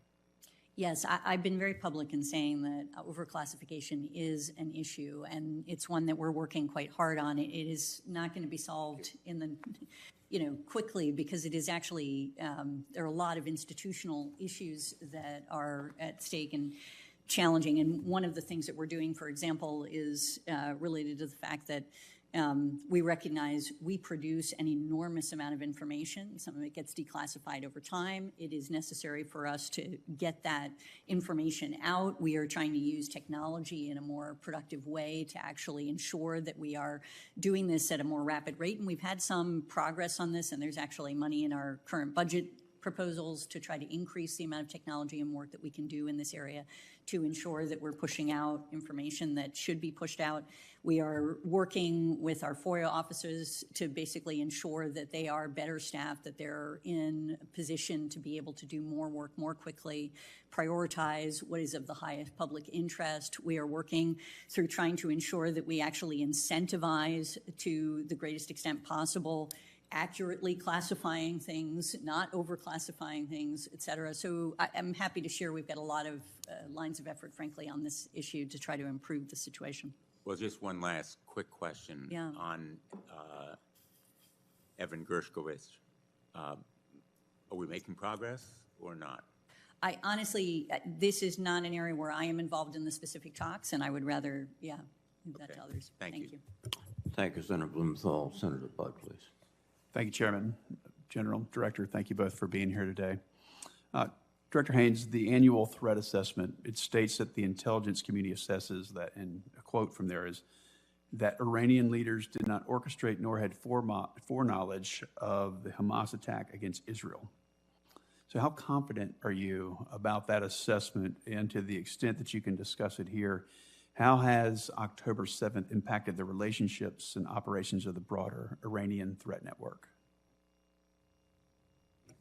Sure, I can give a start at this, and General Kruse may have more to add too. I mean, I think we're reasonably confident and growing more confident over time that that assessment is correct with respect to their foreknowledge of the attack. And then in terms of the relationship impact that it's had, as you indicate, I think it has certainly increased the degree of work that is being done between, for example, Iran and the Houthis. That was obviously a longstanding relationship, but that one continues to build, and the Houthis are increasingly relying on Iran for assistance in their capacity and for weapon systems and so on, and to make them more precise in many respects. It is certainly continued. I mean, I think the relationship with the Iranian-aligned militia groups, as we often refer to them, within the region.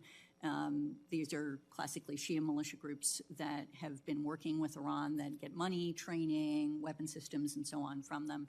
And we continue to see that relationship. I don't know that it's had an enormous impact on the relationship since October 7th, but it has been one that's been quite active, obviously, during this period, and they've been assisting in the sort of strategy that Iran has taken with respect to the conflict in the region during this period. I would say that the relationship remains strong between Iran and Hezbollah, that, continues to be a key partner from their perspective, and one that they rely on to manage security in the region in many respects from their perspective. And I guess that's sort of a general waterfront landscape. If we could, I'm going to ask another part to that question, Director. Since October 7th, Iran has encouraged and enabled its proxies to conduct strikes against Israel and then also U.S. interests. In fact, we saw more than 100 attacks against U.S. forces in the Middle East, including the killing of 3 American soldiers. Those attacks have dissipated, but they seem to have started again.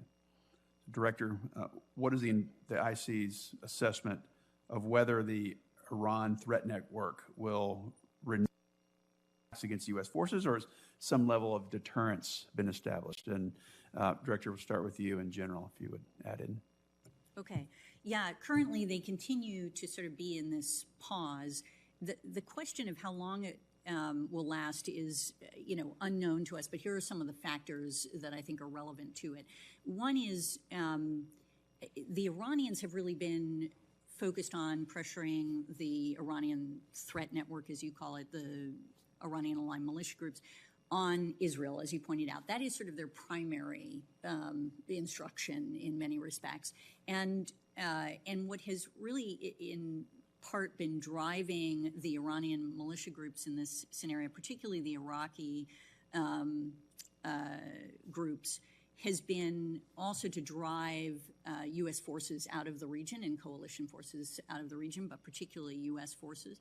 And so how the talks with the High Military Commission go, how the conversation goes in Iraq, and how much Soudani is able to manage that, I think President Soudani will make a difference to essentially the calculus of those groups and whether or not they initiate continued attacks is sort of where we are on this, but we'll continue to watch that. And we do think, obviously, that the pause reflects a certain amount of deterrence that's been established during this period. But again, these factors can adjust that, and it's possible for it to start at any time as a consequence of that discussion. But please. I would probably just echo the point I would have made would have been the Iraqi connection and what the drivers are in the calculus of the Iranian threat network and the Iranian-aligned militia groups. And then the deterrence, I think, that we have seen temporarily, it is a fleeting piece and needs to be refreshed and renewed or rediscussed, and it's the variables that the director laid out that I think will drive that. Thank you.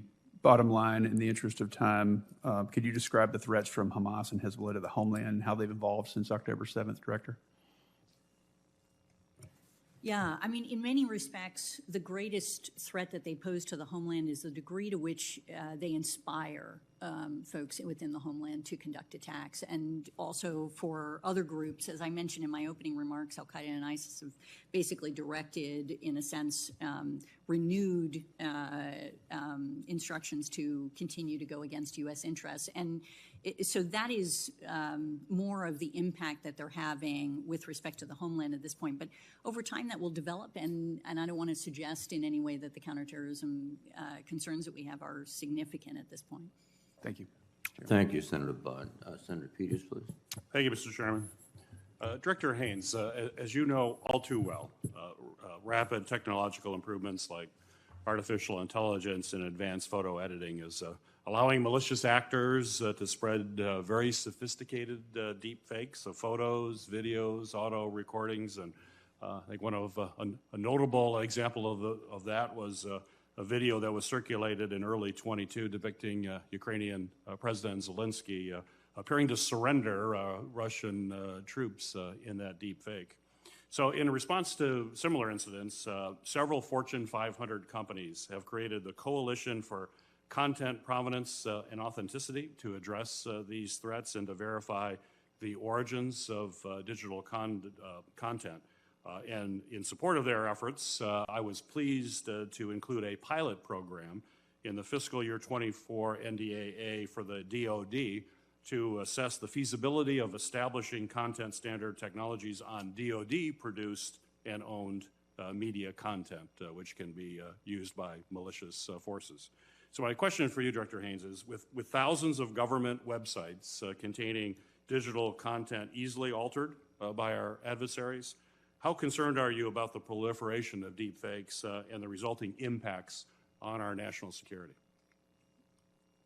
Thank you, sir. I'm very concerned about the proliferation of deepfakes and the capacity to use generative AI and other technologies basically to improve information operations. And I think that's true just across the board. As you indicated, there was the example that we saw in the context of Ukraine. There was also a deepfake audio recording that we saw in the Slovakian parliamentary elections that had impact. There are a variety of examples now of these types of things being produced, and whether they're produced from information that is available through a government website or otherwise, frankly, they're a challenge. Right. Director Haines, I chair the Homeland Security Committee, and I'm keenly aware of the current and emerging threats associated with unmanned aircraft systems, both for the homeland as well as our folks abroad. And major technological investments are going to be clearly needed to combat these risks. But just as importantly, we need to actually synchronize all of our fragmented interagency efforts. So my question for you is, how's the intelligence community coordinating and sharing intelligence with your interagency partners to mitigate these UAS threats? And in that response, if you could tell us any roadblocks that you are facing in those coordination efforts to get everybody on the same page. Thank you, sir. No, so obviously you know that the Department of Defense has a counter-UAS strategy. We have nested essentially against that our own, we do these sort of unified intelligence collection strategies, and it is intended to support that strategy, and that is sort of how we organize ourselves to ensure that we are in fact supporting the work that's getting done at DoD, but also in other parts of the U.S. government on these issues. And we really haven't encountered so much challenges in the context of interagency cooperation or sharing in this space, but more in the sense of just actually going after the problem, ensuring that we're actually getting the information that we need for supporting them, and also including talking to private sector and others who may have knowledge about some of the technologies that are being used, mapping out supply chains so that we can disrupt issues, things along those lines. Good, very good. General Kruse, Russian disinformation efforts, including attempts to influence EU elections and spread harmful propaganda, are being used to achieve military objectives in the war in Ukraine. My question for you, sir, is what specific lessons has DIA gained from Russia's ongoing information operations? So there's probably a couple, and I think I would even add to your question to say, what have some of our other adversaries learned from Russian misinformation campaigns? I worry probably less about our ability to how do we detect some of these pieces, which in partnership with the rest of the community, I think we're able to identify a lot of that data. The issue is how do you counter it? What is the pathway by which you can authoritatively say something is fake and then provide it to the people in an authoritative way? The piece that I do worry about is what are the Chinese learning, what are the Iranians learning, what does the impact of disinformation mean on all future battle spaces or in the lead up to future conflicts, which drives the need to really get our arms around how do we effectively and efficiently detect deep fakes and other pieces and have a dissemination system in the same way that we do with traditional intelligence. Right. Thank you. Thank you, Mr. Chairman. Thank you very much, Senator Peters. Director General, thank you for your excellent testimony. We will now adjourn the open session and we will reconvene. Let's shoot for 12 noon in SVC 217. With that, I will adjourn the open session. Thank you.